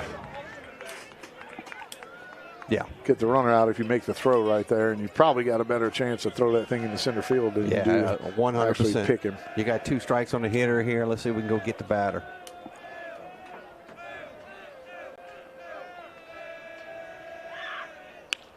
He's going to poke that one. That's going to find some grass. Runner around third will score. And a 2-out hit. You got to love 2-out hits right there. You need them. And the first baseman, Beto, comes up with the RBI. Again, almost carbon copy of his last at-bat, except got a little more barrel on his last at-bat. That right there, that hit, got just enough of it. Did exactly what he had to do. You see center fielder Freeman over there. Wouldn't have had a shot if he feels that ball cleanly to get. Yeah, with 2 outs, he's running on contact. Absolutely, yeah. The ball wasn't hit hard enough to get to him quick enough either. That'll bring up Trahan, the second baseman. That's going to get by Bumstead. Now he's going to run him to third. Throw, not in time. It'll be cut off. So you got an error on the throw. That's going to advance him to third. 2-base error right there. And we've mentioned it already. Runs are at a premium They in this are game. at a premium. You can't shoot yourself in the foot. Some self-inflicted wounds. And you got so much real estate over that pass first. Yep. It's a big park on the take a look at it right here. Got by him. Yeah, and it's going to just. It's a foul ball. I don't think they would have got him at third, even if the ball goes through. I agree. That's like you said. There's so much area down that right field line, and that turf. You know you're going to get some rolls, so that was going to be difficult to get him at third base.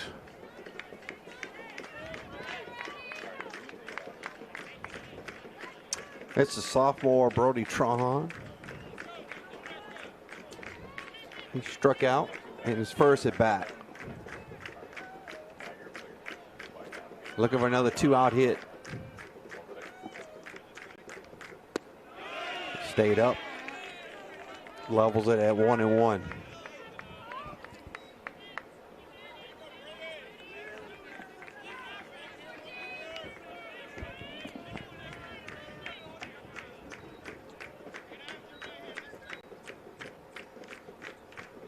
Breaking ball outside, 2-1. Job by Pickett right there.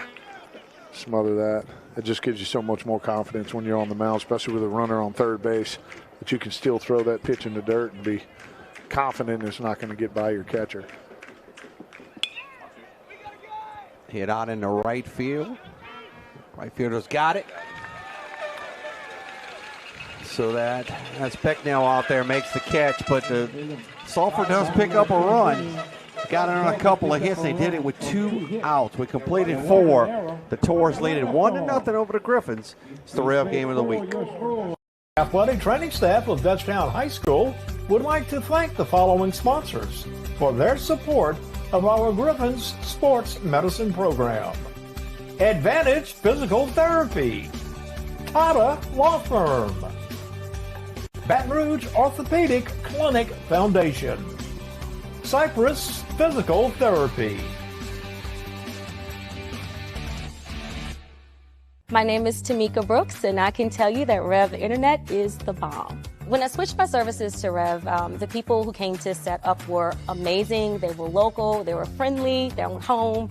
I really enjoyed it. I have not had a service call. When I'm doing conference calls, I cannot have buffering. It is a no-no when I'm with a client. I do not want to appear unprofessional. So REV has had me in the sweet spot the last 4 years. If you're looking for the best fiber internet, I highly recommend REV. Scores 1-0. Sulphur leads it. This best of 3 series. The Griffins won the game last night 3-1 at Griffin Park. Sulphur trying to force a game 3. And a lot of times, Mike, if you can force that game 3, you can get a little momentum going into it. Absolutely. I mean, it's a double dip, right? You win that first one, you have all kind of momentum going into the second one. Sulphur strikes first here, and they're the home team. Their job now is to try to finish this thing out so they can force that game 3. Dawson LeBlanc will lead it off.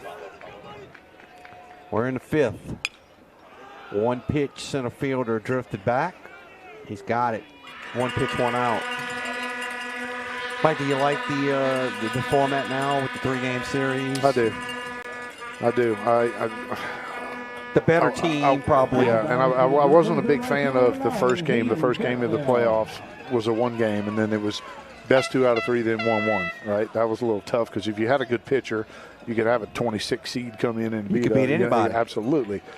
So now it's just, the best team is typically the deepest team, right? And that's going to be exposed, especially whenever you get to game 3.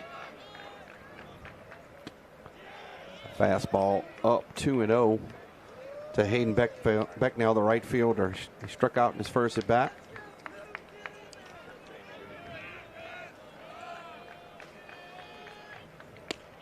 Takes a strike. Counts 2-1.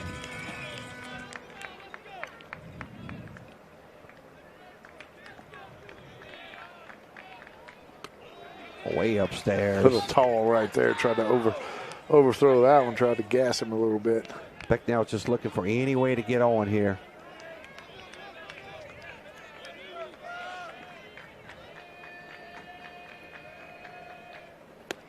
And he's going to do it. Got a 1-out walk. If you're the Griffins, that's what you need. That's only the 2nd walk for Brock Trahan. Yeah, a couple hit by pitches and then a couple walks. Not much traffic on the bases for the Griffins. Yeah, I would agree. Yeah, today. Well, good job by Becknell right there. Getting himself on base. Try to make something happen. Cameron Hanbury's up. Takes a fastball. Catches the inside corner. 0-1. Hanbury struck out in his first at bat.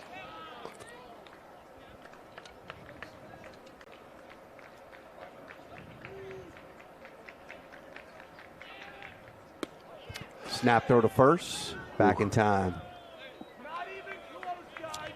mean, I like the aggressiveness. But that right there could have easily turned into a triple, right? Yeah, I'm kind of not a big analytics guy, but the risk reward there, I just feel like That girl's a runner. Throw down a second, not in time. Got him in the scoring position. I feel like a lot of the picks and things aren't as warranted. I think you just have a better chance to throw that thing away than you actually do picking a guy off. And you give him 2 bags. Yeah, you give him 2 bags. I mean, I think a come out of the chute with a good pump fake, just kind of, oh, okay, they're paying attention to me. That, put that in the runner's head. To me, I'm teaching my catcher, if he's past his secondary lead, maybe. Yeah. But if he's just in his secondary, I'm probably just putting that in my pocket, throwing it back to the pitcher. Yeah, or just a little pump fake, at least, Ooh, nice block by Baker right there. Both catchers have been outstanding today blocking balls. That's a lost art. It is. It is. You see some of these catchers that are on one knee now. That's got to drive you crazy. It does. It does. I mean, as a pitcher, and I know it's designed to be able to steal pitches, and they get X amount more pitches for you by getting in that position. But now, even with the ABS, you see on TV, who cares if they can frame the pitch or not, right? Because you can always challenge it. Right. I want you to be able to block that ball if I throw one in the dirt. It seems like if you're on a knee, you can't do that. No, you have way less mobility. Unless you're Benito Santiago. Yeah. That fastball miss brings it to 3-2. Good at bat for Hanbury. Back-to-back walks. Probably going to see a visit to the mound, I would think, with back-to-back walks here. There it comes. Maybe tiring a little bit. Man, I wouldn't think so. Maybe just because you're in the latter part of the season, hadn't thrown that many pitches. Haven't had that many base runners. Been pretty efficient. See if we can get a pitch count on him. This inning, obviously, his pitch count's a little more elevated than the others. That's Coach. Believe that's Coach Tillery out there. I believe. So what's the conversation right now? You're right, Mike. I mean, he's only at 68 pitches. Yeah. Through 5 innings. All right, so, I mean, that's good. It just, you get a base runner and then a little action, to DUTCHTOWN trying to push the issue a little bit with the stolen base, and then you end up walking the guy. Hey, let me just go check out on my pitcher, make sure he's okay. I don't want to make sure he's, not getting ahead of himself right here. Thinking I got a couple runners on now, need to strike everyone out and kind of get out of your game plan and things like that. Probably just hey, let's just calm down, make a good pitch right here. Again, you've gotten a double play, 1 pitch, 2 outs. You can do that. He's averaging about 15 pitches an inning, which is very good. That's solid. Yeah, that's solid. Maddox Estelet. A couple of base runners on.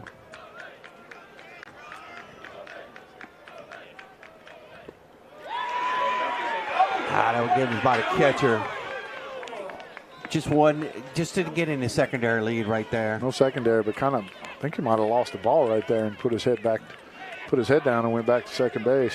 Yeah, how important is that secondary lead? You just been a read ball in the dirt. That ball right there, but I mean the catcher Baker kind of blocked everyone. If you look at the angle that he has from second base, you're not seeing that ball trickle in between his legs there. 1-0 count. That ball is going to find a little bit of grass. Probably going to have to hold a runner here. So we got him loaded. That's bottom of the lineup doing it for you, Mike. Loaded with 1 out. Turn it over to the top. You see, he got the stop sign at third pretty quick there. He wasn't going to let him run through that. No way. The only way he was going right there, that ball got by the center field. As soon as that ball hit the grass, he was stopped.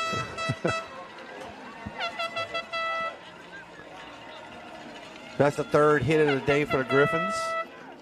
But like you said, Mike, a couple of base runners with the walks, kind of getting a little activity on the bases, maybe getting Tron off his game a little bit because he's been outstanding to this point. Absolutely. And that was 2nd time through the lineup, right? They've seen him a couple times now. Some of these guys are coming back around now for their 3rd peak at Trahan. So Freeman, he's got wheels, can really run. He bats with the bases loaded. Grounded out short so far. Breaking ball stays up. A lot of respect for him right there, leading him off with the breaking ball. Yeah, I love that pitch selection right there. A lot of times you see a guy coming up, guy that you know can swing it. He's going to be aggressive trying to knock in some runs. I like that pitch call. Just didn't execute it. Correct. Looks like they have some bullpen action going for the TORS. Ground ball foul.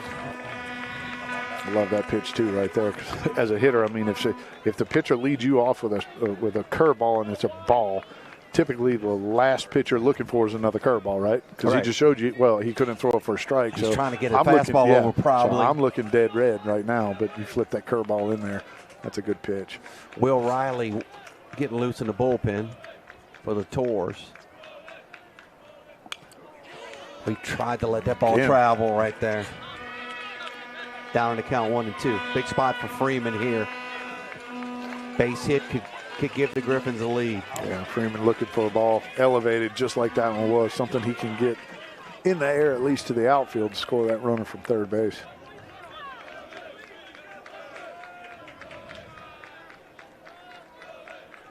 Tron slowing it down the pace a little bit now.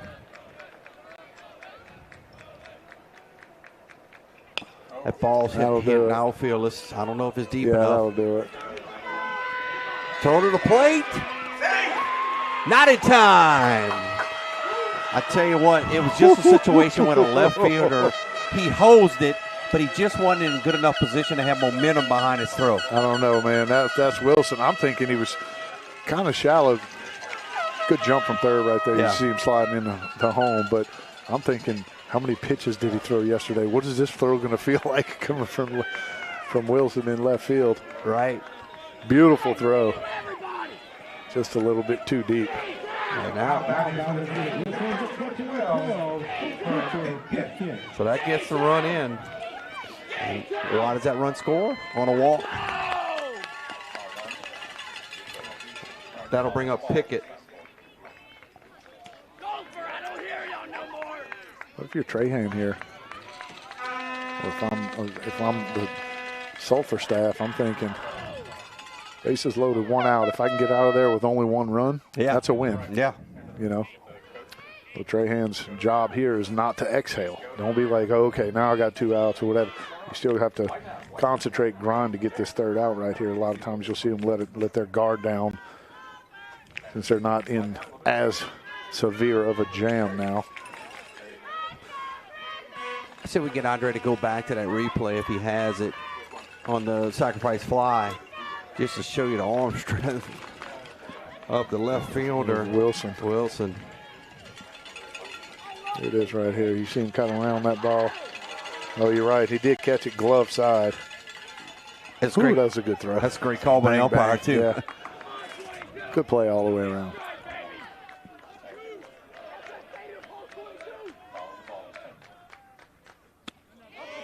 Almost got a piece of him, stayed inside.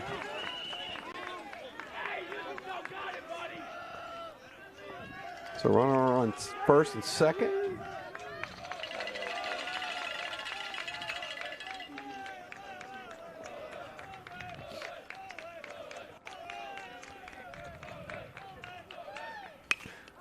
Stay back on that breaking ball, but it'll hang up. They'll get out of the inning, but the Griffins do get a run on a hit. They tie this one up at 1 apiece.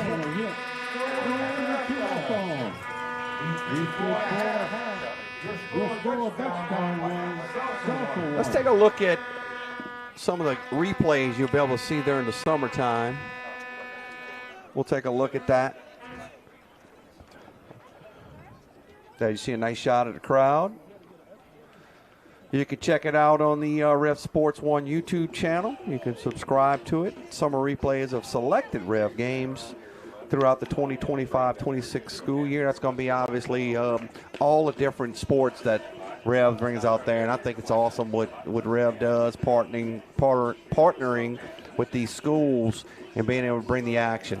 Yeah, excellent job. I mean, like Like you mentioned, this is the 60th game, so any of those prior 59, you can go back and take a peek if you'd like to. So we got a new game now, tied at 1. Both pitchers are probably getting to the point where you're going to start seeing some other arms get ready. Yeah, we saw a little action in the Sulphur bullpen. Tough angle for us to see if anyone is loosening in that Griffin bullpen.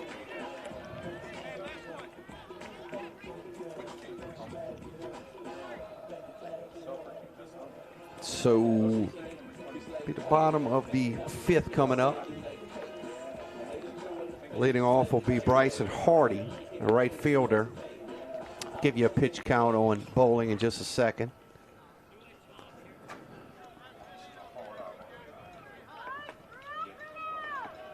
Leading off the bottom of the 5th inning, right fielder number 24, Bryson Hardy. Hardy bats from the right side. Grounded out to second.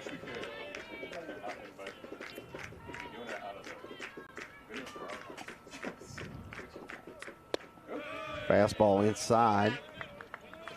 Counts 1-0. And you give up that run, Mike, as an offense, you want to come back and try to match that, take that momentum back. Second baseman's got it. See Hanbury like he thought that was an absolute rocket. He was going to have to jump super high, and he's like, no, I don't. Now batting the shortstop, number 9, Cole Trahan. Yeah, for Dutchtown, I mean, you're bowling in the defense right now. You're trying to get your team right back in there as quick as you can, get yourself a shutdown inning when you score a run. Tell you what, I got bowling unofficially at 54 pitches. Now that's efficient. That's averaging about 12 an inning. Yeah. 12 or 13 an inning. Good fastball. Quickly 0-2. After scoring that run, Bowling would love nothing better than to shut them down here and take it to the 6th. That's it. Shutdown innings are huge. Try to get him to chase it. Yeah, and I debated him a little bit. Let's see if he goes back with a little breaking ball or something on that outer half of the plate here. It's Cole Trahan, 1 for 2. Freeman had to move a couple steps to his left. He's got it quickly, 2 outs.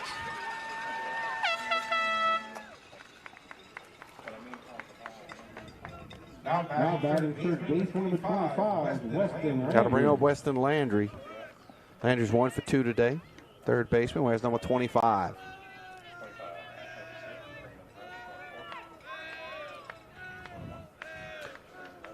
Sulphur bullpen still active.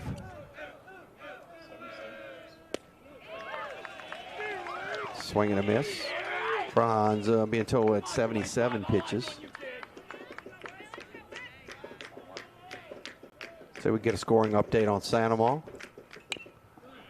Ball that over toward the Griffin dugout. Good pitch right there. Look like a little two-seam action. Ran it in on Landry's hands. That's all you can do with that pitch. That's why it's so important. Like if you can pitch inside, a lot of times that's the only thing the hitter can do with that pitch. Ground ball to third. Going to have to come get it. He will, and it's going. That's a tough play right there. I mean, it's do or die for you. Got to come get it. See how they officially score. That's going to be a hit, 100%. Yeah, I would agree with that. Well, that was, I mean, like you mentioned, that's such a tough play right there because that is a ball that you have to charge 100%, and you know you're charging the in-between hop. Right? We're always taught to get the good hop. Sit back maybe a little bit, get a big hop, or charge it to get the short hop. On that play right there, you have to charge it, and you know you're getting the in-between hop. It's kind of just a pot luck. Yeah. You know, if you make that play, that's bonus. 2 hits for Landry. That'll bring up Courtney. Courtney drives that one into left field. Stay back on the ball. So back-to-back hits. This might get a visit. We'll see. First pitch, Courtney just ambushed. Because Troy Tomplay is pitching coach. He's head coach over at Sandoval, I believe. Long-time head coach over there. Looks like we're going to have a pinch hitter. It'll be number 18. No, check that. It's just a runner. Brendan Baker still at the plate. Cooper Hutchinson is now at the plate. I'm sorry. He plays for Dutchtown. Yeah. Sorry, I'm looking at the. Baker still at the plate. I'm so wrong.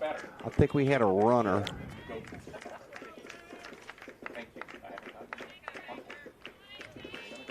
I think that's number 16 running at first now, Cannon Primo.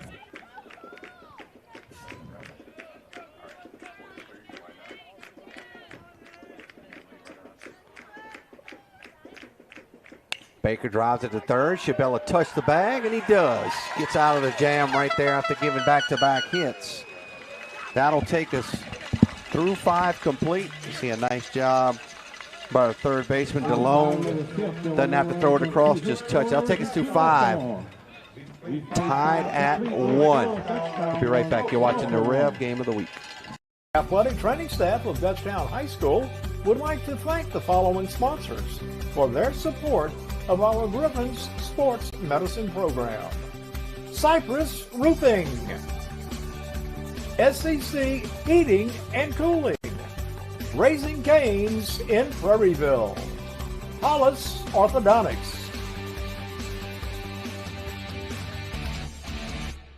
My name is Tamika Brooks, and I can tell you that REV Internet is the bomb. When I switched my services to REV, the people who came to set up were amazing. They were local, they were friendly, they were home. I really enjoyed it. I have not had a service call. When I'm doing conference calls, I cannot have buffering. It is a no-no when I'm with a client. I do not want to appear unprofessional. So REV has had me in the sweet spot the last 4 years. If you're looking for the best fiber internet, I highly recommend REV.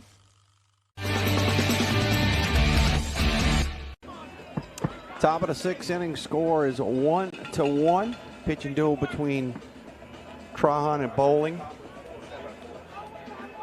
Got a scoring update in North Louisiana. Benton leads at 6-0 over Sandoval in the top of the 4th.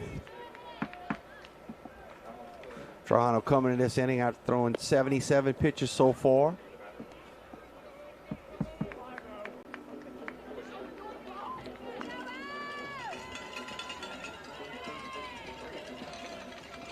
Leading off, the top of the 6th inning for the Griffins. Designated hitter number 4, Owen Cavalier. That'll bring up the DH, Owen Cavalier. He's been on base a couple times today. He's got a double. He's hit by a pitch.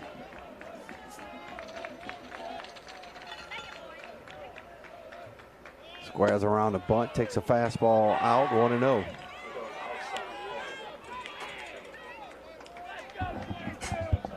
Sulphur crowd not real happy with that call. Ball looked out. Comes back inside. Levels it at 1-1 with a fastball.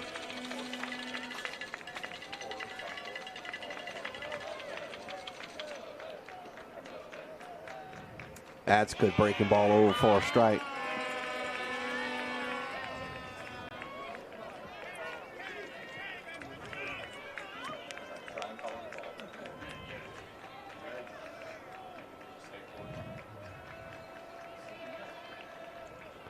Get that ball to the right side. Pitcher's going to have to get over. That's going to be an error. So good start for the Griffins. It would have been probably bang, bang. Beto makes a good play to glove that ball. Would have had to do a complete 180 and make an accurate throw. Trahan getting over there trying to cover the bag. It looks like Brody Trahan, the second baseman, would have easily got to that baseball if Beto would just kind of let it through, but trying to make a play on it. Delay steal. Makes it there in time. Boy, he read the ball in the dirt. Yeah, he did. A good slide around the backside of that bag, too. Let's check this out again. Good work at second, picking that ball off the turf. Looks like we'll have a pinch runner for the Griffins. Be number 18, Cooper Hutchinson. See, I knew he was coming in. That's why I said his name a little while ago. You foreshadowed. Yeah. Got an update on pitcher Bowling for Dutchtown. He's been efficient, Mike. 64 pitches, 47 strikes. That's pretty good. Look, you probably didn't even break a sweat yet. It's a little extended bullpen right there, right? Yeah. Throw more pitches than that, warming up. Trying to get that runner over to third. It's Bumstead. Bumstead's 1 for 2 today.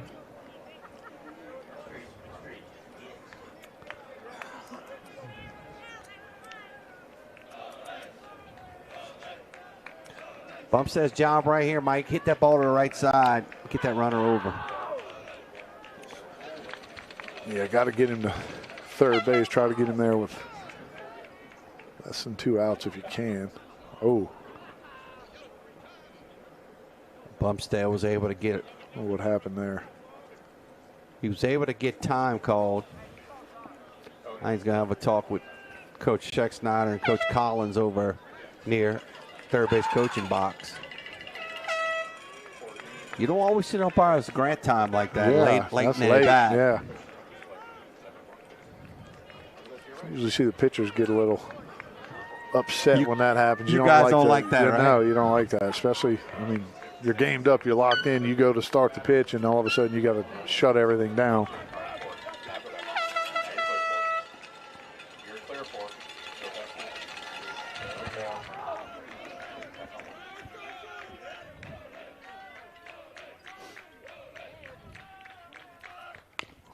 Hits it to third. Be a long throw across. In time. Nice play. Good play. Landry over at third base. Made it look easy, but that was not an easy play. No, it wasn't. Let's look at it again. You got to wait on that hop right there. Yeah, look the runner back. Wait on the hop. Look the runner back and make an accurate throw. Yeah, you don't want to panic because you know the ball wouldn't hit that hard. You got to kind of get rid of it quick. You have to do your due diligence, checking the guy at second base and make a good accurate throw. Big spot for DeLone here. Drives that one. That's going to find some grass. That's going to be at least a double. Runner around third. Big spot for DeLone. He comes through.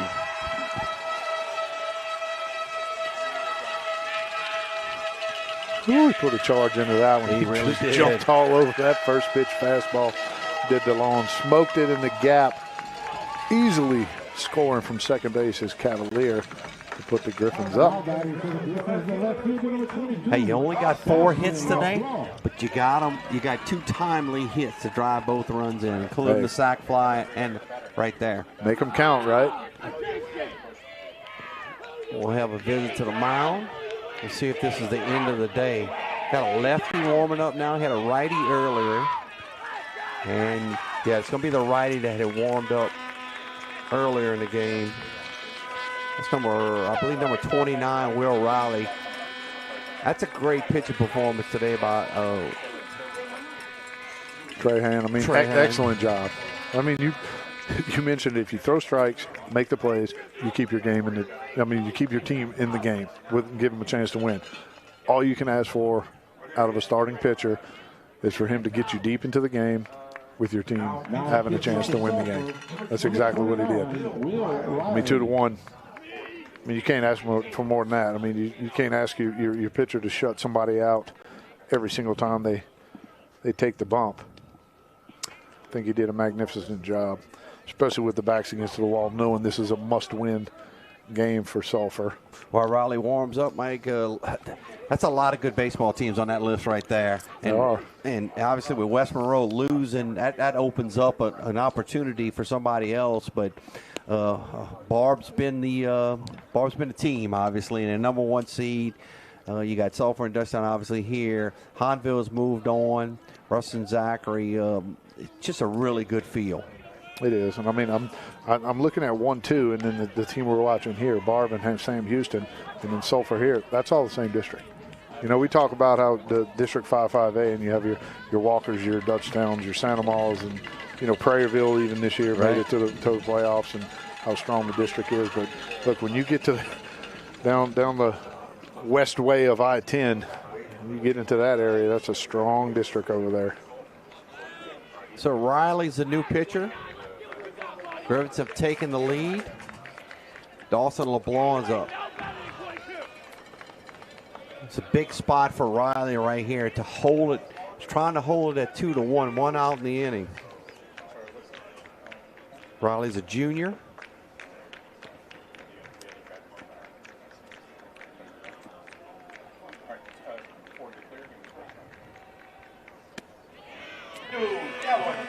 That fastball catches the outside corner. Evens the count at 1-1.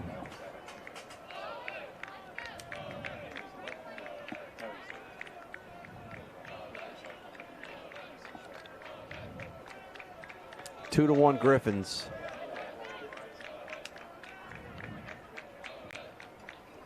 It's a good fastball. Ooh, good fastball, good hack. Just a little bit tardy. Yeah.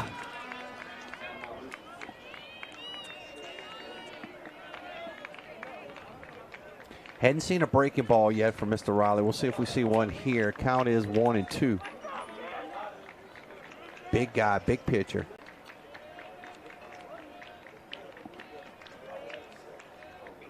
There it was. Ooh. Base hit into right field. Runner around third. We're going to have a play at the plate. That's in time. What a throw from right fielder Hardy to get DeLone. I don't have a problem with the sin right there. I don't either. I think you make a play. Absolutely, 100%. I love it on every end of this play right here. You see Cade gets a good break, sending him all the way. Right fielder Hardy catches that ball cleanly, makes an absolute perfect throw to gun him down. You had to have throw, catch, tag. All things have to happen, and I think Sulphur certainly executed it right there like you're supposed to. Exactly. I did not have a problem with Coach Collins sending him right there. Touchdown was trying to take a 3-1 lead here. That's good work. Good work by the catcher too, man. The ball was up the line a little bit. Yep, you know you're going to wear it. Yeah, I mean, and he did not put himself in a situation where he was blocking the plate of any sort.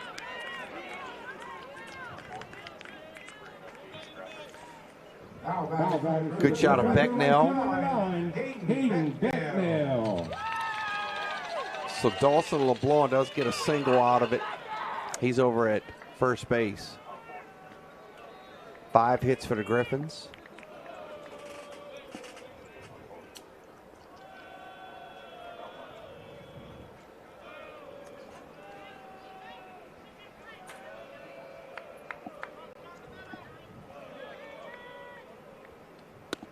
Fastball up and in, 1-0.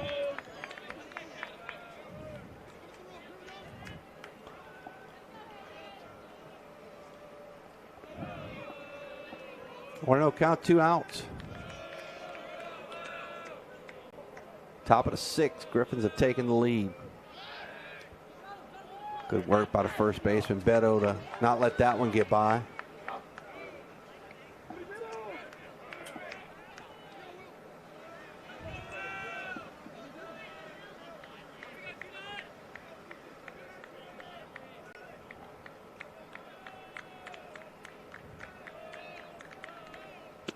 Swing and a miss.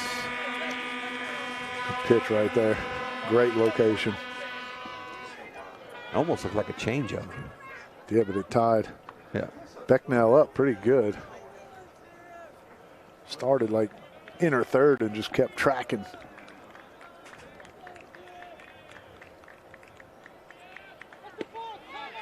Ball didn't come set. Yep. I thought it was just kind of quick. Quick pitch. That's a good call by the umpire. Riley didn't agree with it, but just didn't. Yeah, you just got to have more of a pause there. A couple seconds. Probably one of his best fastballs too. So that'll move the runner over to second.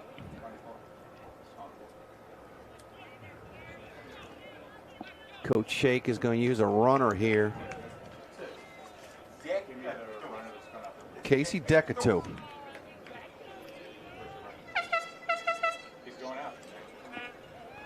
So Decato will run at second. Casey Decato.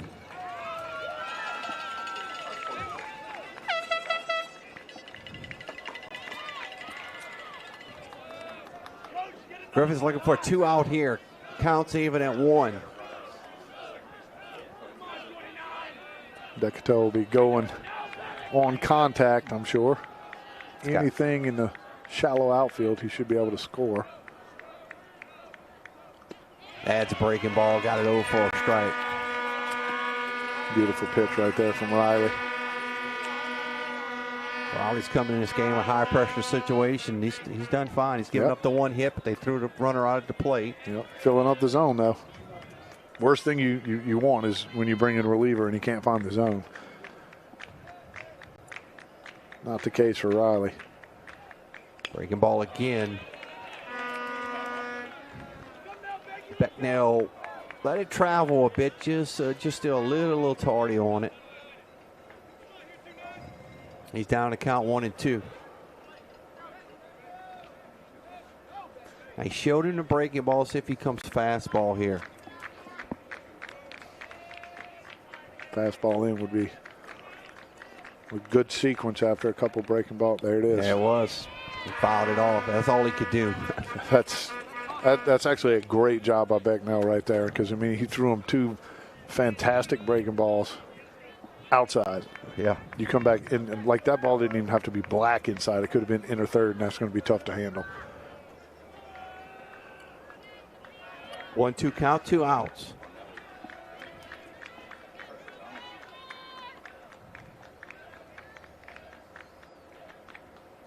Up and in. Give him a little sniff right there. Riley said, "Get off of my plate." I got a feeling we're going to see the breaking ball here, Mike. He showed him. He's got 2 fastballs. Doubled up inside with some heat. Probably go right back out to that slow stuff outside. There it is. The center fielder should be able to make the catch, but the Griffins do take a lead on a big base hit by DeLone. Gives them the 2-1 lead as we head to the bottom of the 6th inning. So Mike, Griffins are looking for 6 more outs here. Yeah, big run right there to go ahead. Again, they tried to push an insurance run across. Both of you and I both agreed. Kind of like the aggressiveness right there. Make the defense execute a play. And Sulphur didn't flinch at all and did exactly that. As I mentioned earlier, Cole Bowling, he's been super efficient. Both pitchers have been bowling 64 pitches coming into this inning. So really he's averaging about 12 pitches an inning, and 47 of them have been strikes.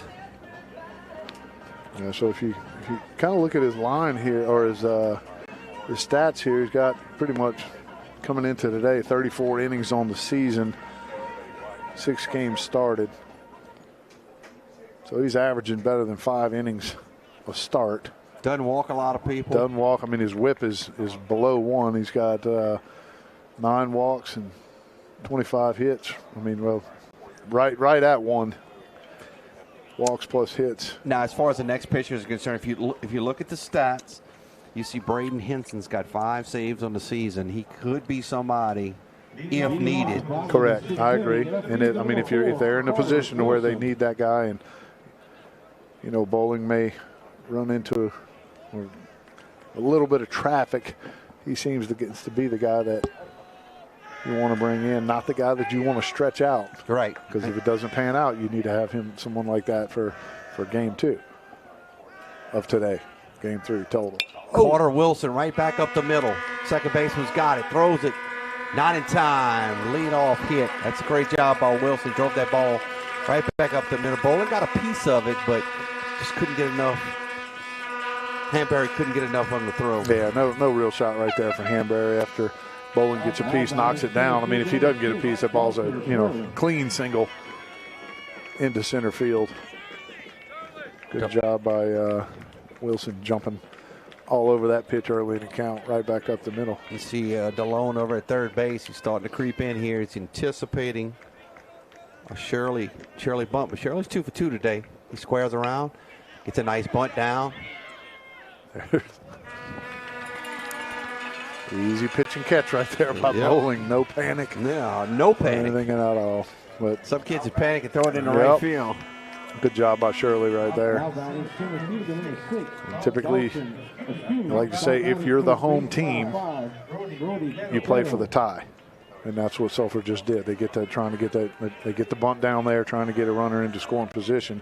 They're trying to score that runner from second base to get to tie this game up because they have last at bat. Now, if they be the visitor, you probably don't give up that out right there. You want to wait till you have a guy on first and second, then lay the bunt down so you have the winning run at second base. But being the home team, you want to get that tying run into scoring position as quick as you can. Brody Beto takes a healthy hack, but should be caught by the left fielder, and it is. But a second out, just missed it right there. He took a healthy hack at it. He's got their, he's drove their one run in so far, but just didn't get a good piece of it. Yeah, a couple hits, tried to go the same direction as both of his hits. Just got underneath that one just a hair. I bring up second baseman Brody Trahan. It's 0-for-2.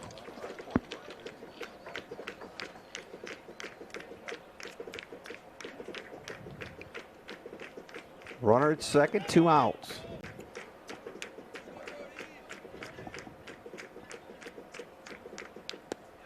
Missed outside, 1-0.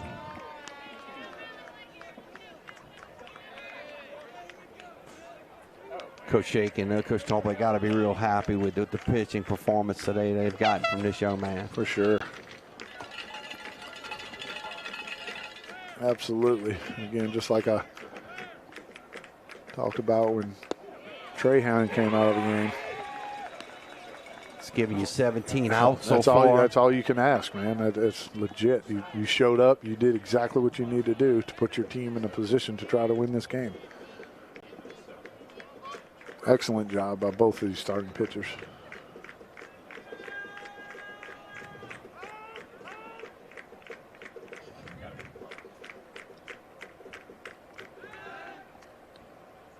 Throw to second, 8 back in time easily.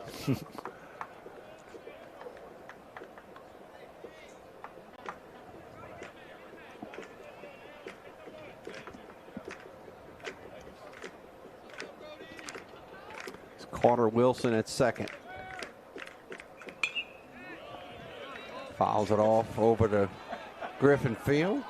Beautiful football stadium.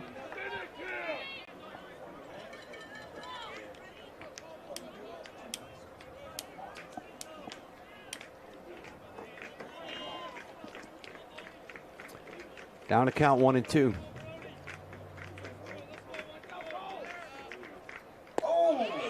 Strike 3 called.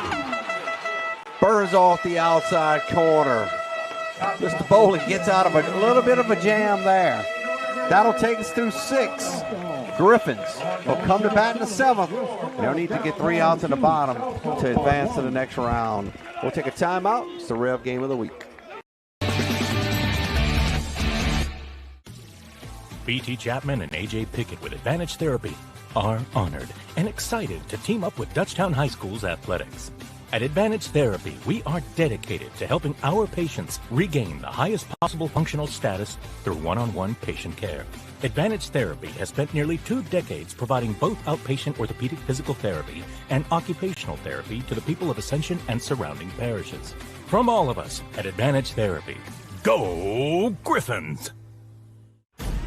Order like a champ at Raising Cane's. We've got tailgates of hand-battered, cooked-to-order chicken fingers and cane sauce, and jugs of freshly made tea and lemonade. Raising Cane's Chicken Fingers, one love. Here we are, Cypress Roofing, a woman-owned roofing company specializing in insurance claims. With the hurricane season right around the corner, give us a call.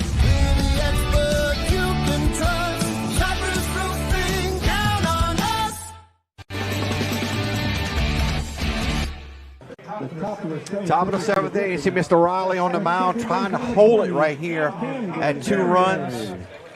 Give his team a chance to win it in the bottom of the 7th.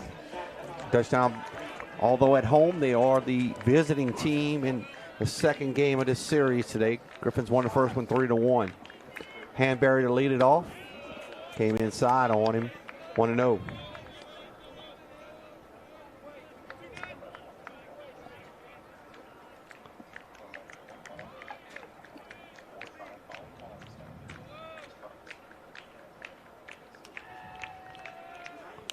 Good fastball, fouls it off, levels the count at 1-1.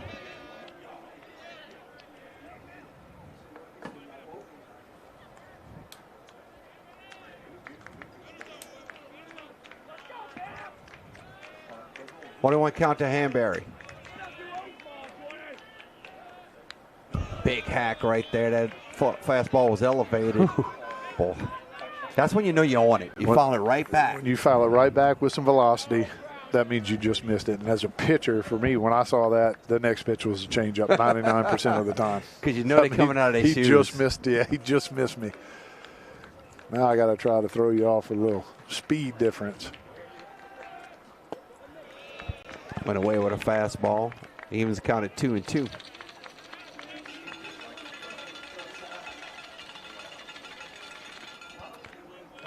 Griffith's looking for insurance here in the top of the 7th. That stayed up. Nice at bat by Hanbury. Brings it to 3-2. The winner of this one will get Barb, and that will be at Barb. No matter who wins this game, it's going to Barb. Like always. Barb doesn't leave their yard until they go to exactly. Until they go to Sulphur. I can remember Sandomal went in there and knocked them off about 4 years ago. No, I think Sandomal ended up playing Sulphur in the semifinals. I believe you're correct. I got a piece of him. Whether it hit him or not, he would have had first base. That was a 3-2 pitch. If you're the Griffins, you'd love to see that. You're going to try to push across an insurance run right here. Wouldn't be surprised at all if you see Estelet square here to lay down the sack bunt. Bottom of the 5th. Sandomal is the home team, but they do trail 8-0 versus Benton. So that one's looking like it's going to force a game 3.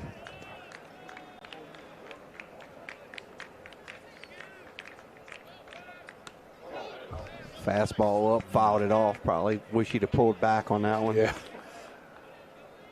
That's the pitch Riley wants you to bunt right there. Something up in the zone like that. So much easier to pop that one up. Got some action going in that Sulphur bullpen. Got a left-hander up.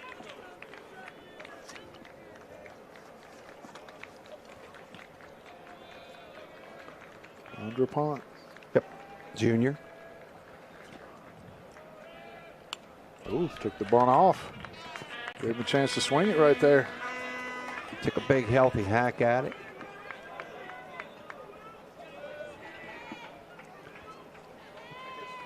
So that's laid down in the count. 0-2.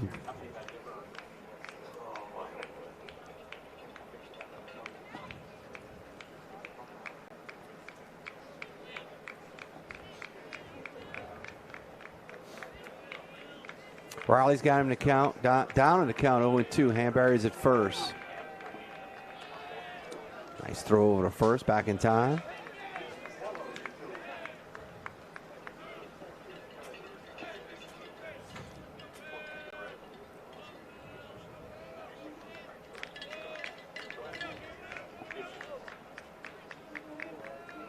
Hanbury with a modest lead. Hits that out on the right. Hardy's got a beat on it. Nice pitch by Riley. So, Mike not able to advance the runner there.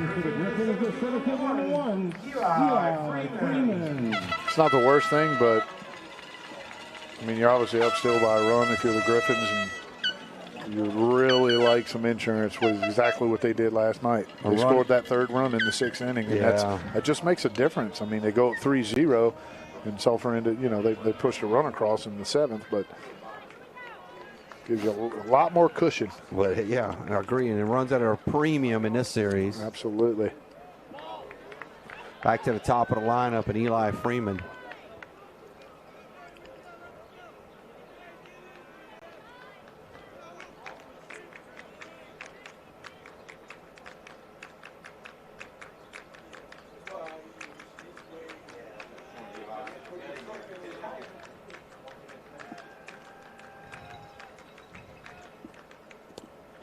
Allen gets by to catch. A good read by Hanbury.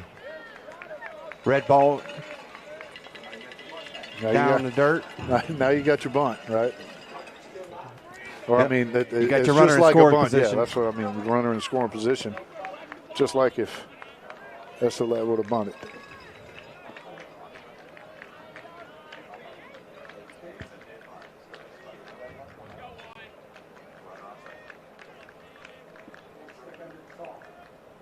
That's a good-looking pitch. Paint outside corner. Man, started outside, came right back. That's one you really, I mean, if you're Freeman right there, you really want to take that anyway. I mean, it's such a good pitch. If you put it in play, it's probably not going to be barreled.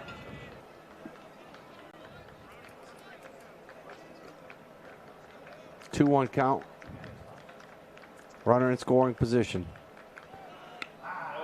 Pops that one up. I think he dropped it. He dropped it. Runner advanced to third. Riley came hard. That's a base hit all the way right there. Absolutely. I mean, you get the pitcher coming in at 100% and making the dive.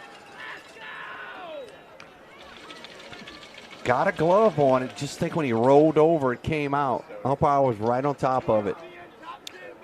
Hanbury was kind of caught in no man's land. He was waiting to see if he was going to catch it, go back, go to the third. And even after he drops it, he couldn't even see the ball. Yeah. As he rolled on top of it. So the Griffins have him at the corners. One of their best hitters up, Cooper Pickett. Outbound to the Griffins. Just get to the 12. Cooper Pickett. Looks like we'll have a mound visit from Coach Tillery. He's got a left-hander who's been getting loose. We'll see if he makes the move here. But Riley has thrown the ball well. But I just think that the Griffins have done a nice job of executing. Yeah, they have. And you need some breaks. Again, when you get this deep or to this point in the playoffs and have a pitching duel like you did last night and again today, sometimes you need a couple breaks right there. I mean, when you pop up a bunt, you think 100 out of 100 times that's supposed to be caught, right? But it wasn't bunted quite hard enough to get to the pitcher, and you end up with a base hit and runners on the corners.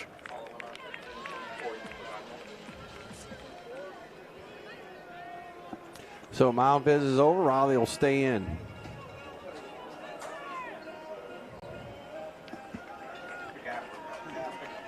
TORS are looking for a ground ball right here. See if they can turn two.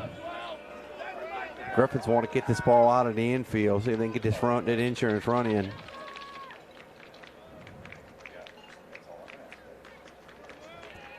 Ooh, 53 move. Have they outlawed that? I believe. Yep. At the college. This is the only place you're going to see it. Yeah. Is going to be at the high school level. College and pro level, you cannot do it anymore. Yep. Did you ever catch anybody on a 53 move? Oh, I'm lefty, so no. Yeah, you never mind. That's a base hit in the hole. Big hit right there by Pickett. I guess the insurance run in. Huge right there, just out of the outstretched glove of Landry. And I just want to point out, Cole Trahan, great job keeping that ball in the infield. The shortstop, see this play right here? Right. That way your Freeman can't advance to third base. Yeah, no, it's a good point. You know, that keeps him at, I mean, you way rather a runner at third base with less than 2 outs to try to pick up another run. Keep him at second, now you still have the double play in order. All right, we'll have a pitching change. We'll take a timeout with them. Don't go anywhere. Griffins lead it 3-1 in the top of the seventh. You're watching the Rev Game of the Week. Dr. Brian Hollis is Ascension Parish's orthodontist. Dr. Hollis has an excellent reputation for bringing state-of-the-art technology and the highest standard of patient care to Ascension. He attended LSU Dental School, and he completed a residency to become a board-certified specialist in orthodontics. an avid supporter in our community. Dr. Hollis is married to Celeste Pyron Hollis, and they have 4 children. Dr. Hollis, Ascension Parish's orthodontist. Grow up smiling with Hollis Orthodontics. Get to know SEC Heating and Cooling this year. Locally owned and operated by Stephen Conyer since 2013, SEC Heating and Cooling works with residential and commercial customers in Ascension, East Baton Rouge, Livingston, and surrounding parishes. SEC specializes in preventive maintenance, repair, and complete changeout and installation of energy-efficient central air systems. From professional sales and expert installation of central AC systems to repairs and ductless AC systems, we can handle all your needs. For total peace of mind, call SEC today. All right, as our new pitcher for the TORS, talk about him, Mike. Andre Pont coming in. His job is going to be to keep it right here. Keep it right here. Put this fire out. They keep those Griffin runners at bay. Get his team back in the dugout. Try to scratch a couple. Runners will be at first and second. Be 1 out in the inning. Big hit in the hole by Cooper Pickett to get that run in.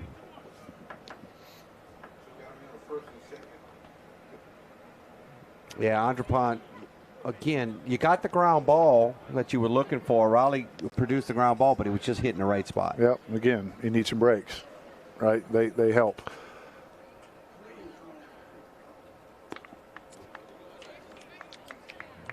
Ball's hit one foot to the left. That's an easy play for Landry at third, right?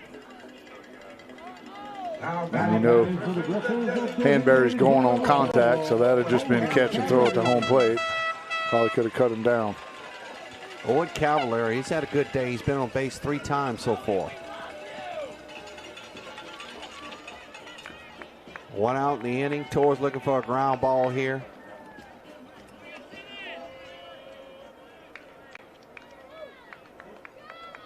Andre Pont, third pitcher for the TORS.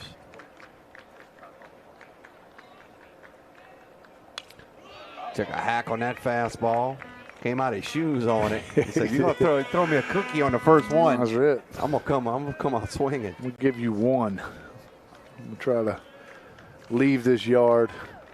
Let's see if he cuts it down a little bit and just tries to barrel something.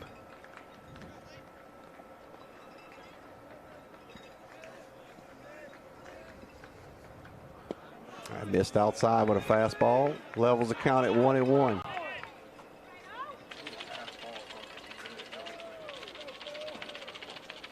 Three to 1. Griffins lead this one. Griffins didn't get their first hit to the 4th, but they're up to 7 hits now.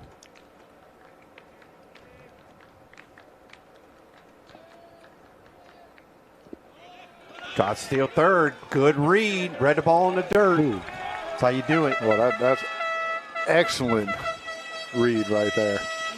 You're watching the flight of that ball. I mean, you're at second base and you can track it, right? Knows it's going to be in the dirt. Knows it's not going to be gloved. Gets a good secondary lead and just continues on the third base. And you better get there because you don't want to be the second out at third base.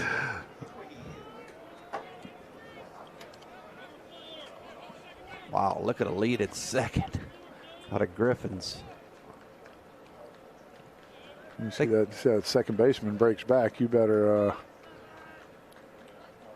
Well, they're going to try to maybe. That is a pinch runner, Chase Adams, who came in. He's got a healthy lead at second base. That's like an understatement.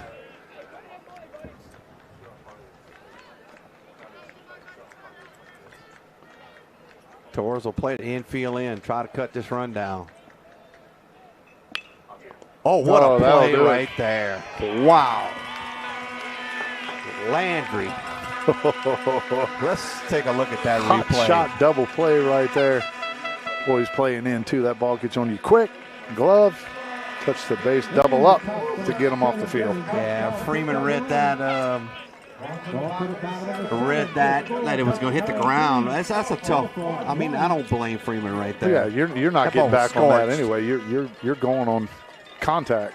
with one out, the guy on third base, you're going on contact anyway. But the Griffins do pick up a huge insurance run. As you know, Mike, pitching with a 2-run lead versus a 1-run lead is a lot different. Boy, is it. Now, I'm sure when you pitch, you'd love when you guys put up about 8 or 9. Absolutely. It never happened, though. None of the teams I was on were that good. Maybe one of them.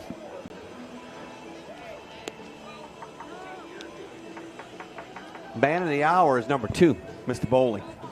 He's been fantastic today. Yes, he has. And, I mean, it's just – I just love the demeanor. It's kind of just like, here it is, let's go. Let's just steady state. Steady, the poker face kind of, even the body language is just no panic. Got everything under control, even on the balls back to him and the plays he's had to make. He's going to try to finish this thing up for the Griffins. Adam Daigle to hit here. Oh, there you go. Wow, nice job by hitting. Let's see if he's going to go for 2. He better hold there. Yeah. That's a great lead off. Excellent job by Daigle right there. First pitch he sees, a little something outside. He's going to poke that thing in the left field. So what Sulphur do? That's exactly what they need, base runners, right? Yep. So Coach Shake is he going to make the move? I don't know. Is he asking that? Was the pinch hitter not announced? That's what I'm thinking.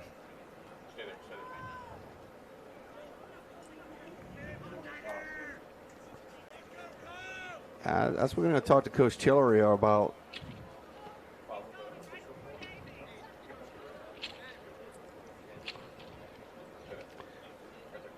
I'm pretty sure Hardy was the scheduled hitter, and Daigle came in.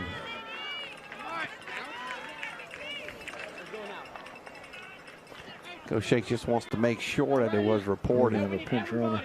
Now you're going to have a pinch runner. Oh, he's going back out there. Was that Hardy again? Yeah, Hardy's just going to re-enter. Okay.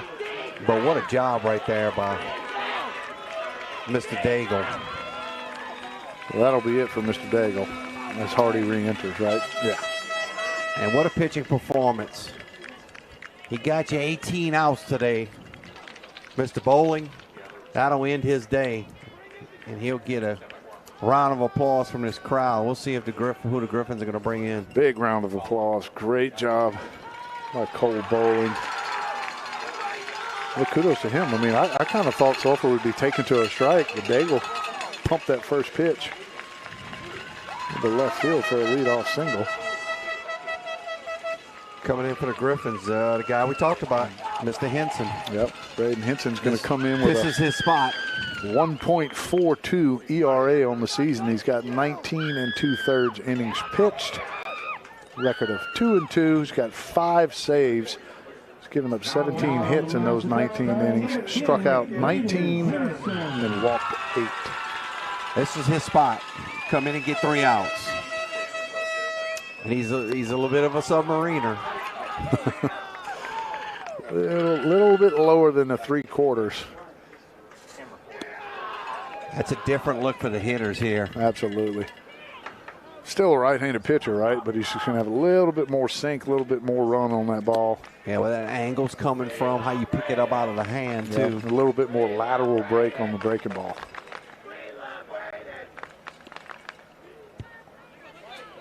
So I don't think we're looking at a sacrifice opportunity right here. You're not going to give up an out. You're down by 2. So. That's what I was talking about earlier. You're the home team. You need to play for the tie, right? So you can get that extra at bat. You get another guy on right here, then you might see the bunt. Try to get both of those guys in the scoring position. 72 total pitches for Bowling, 54 strikes. 72 pitches in 6+ innings. That's 12 That's an solid. inning. That's 12 an inning. That's outstanding. That's as good as it gets. Two really good starting pitching performances by the Griffins. Case and Johnson yesterday, and now Bowling today. Excellent pitching all around. DUTCHTOWN used 1 yesterday. Sulphur used 2. DUTCHTOWN using 2 today, and Sulphur into 3. TORS They had the lineup where they want it, Mike. They're back at the top.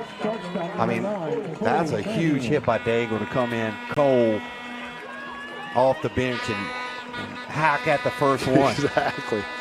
It wasn't going up there to walk.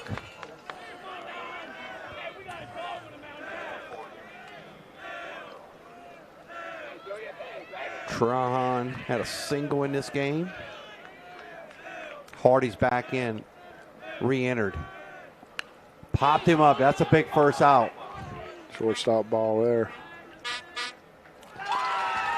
Nice play. Hinton looks like a closer. That's just that pitch right there. You see Trahan just try to be an aggressive right there, but it's a pitch that you kind of pick up, but it really never gets there. Right. So you're just a tick out in front of that pitch, like Trahan was there, and that's usually results in a pop-up. At Weston Landry, it's got a couple of hits, 2 knocks on a day. Whew, that pitch has got some movement on it. They call that the frisbee. Frisbee breaking ball right there. It's so lateral, just horizontal break.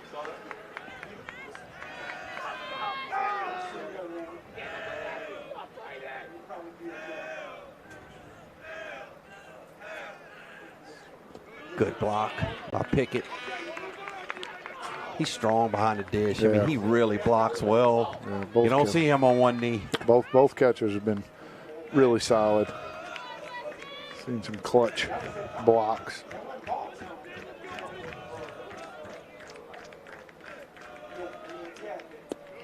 Allen stays down. Good take right there by Landry. That pitch, I mean, it's a strike for a long time. Tough to hold up on that. Landry's ahead to count 2-1. Henson trying to close this out for the Griffins and send them to the quarters.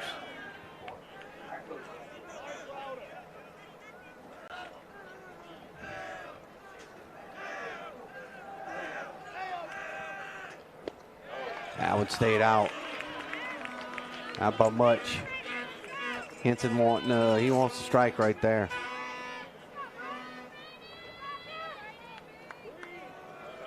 Comes off the plate a little bit. He'll start to fool the umpire too. If you throw so many breaking balls, he's waiting for that ball to break away, and then it kind of tails back in, catches him off guard. Swing and a miss. Another fastball by him, 3-2.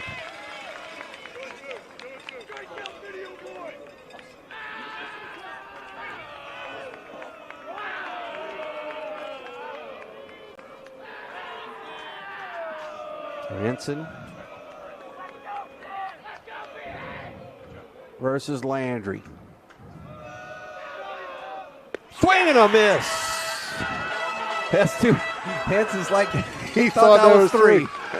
Thought it was 3. That's a fine in kangaroo court. You may have to explain that one. Yeah, they may not. It's just a little fun thing within the clubhouse. I'm sure they don't do it in high school, but whenever you make little plays like that, or you catcher, you're paying up. Yeah, throws. He thinks it's the third out and kind of flips the ball up in the air. Or the guys you see on TV that think it's the third out and they catch the ball in the outfield and flip it in the stands and things like that. There's little fines and things when you have to go to kangaroo court for those. Noah Courtney. That breaking ball must have been up a little bit. Good looking designated hitter in Noah Courtney. Had a single last time. Hardy's over at first with 2 outs. Griffins 1 out away. Courtney thought about it. Do I let this hit me or not? Or do I want to swing? Henson ran that ball in pretty tight. Brennan Baker is on deck.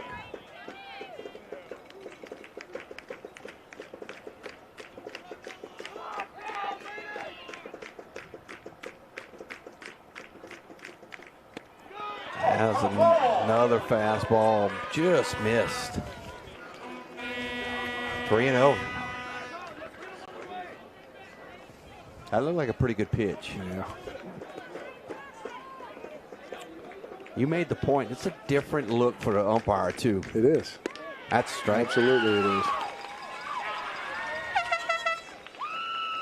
3-1 count. Umpires just like the hitter. He's trying to pick that pitch up as early as he can and track it all the way in. Popped him up. Is this one going to stay in? Catcher's got a beat on it, makes the play. Pickett hangs on, and the Griffins are advancing to the quarterfinals, Mike. Woo, what a baseball game right there. Fantastic play by Pickett. I got a little nervous. He threw his helmet down still at his feet, but he makes a great play to end the game there. Great job by Henson coming in there, shutting the door in that last inning. Both teams, no doubt, they're in this round, because of how good their teams are. I mean, we have identical scores in both games. Outstanding pitching performances by both teams. But Bowling he really stepped up today and gave them 18 outs. Yep, exactly. And I mean, just a couple little hiccups here and there, and a couple insurance runs by Dutchtown. Like you said, both games same score. That will do it for Rev throughout this 2025-26 season of high school athletics. The next broadcast you'll see live will be the football season, and you think it's a long time away, but it's really not. Right around the corner. I really enjoyed doing it with you today, Mike. Did an outstanding job. For our producer, Lyle Boudreau, our director, Andre Chapoy, our camera guys, we were Zane and Eric, who stepped up today. We were one cameraman short, but they did an outstanding job.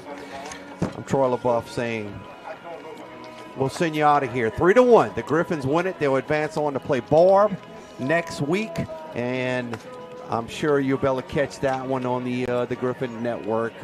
We'll send you out of here. 3-1. You were watching the Griffins move on the Rev Game of the Week.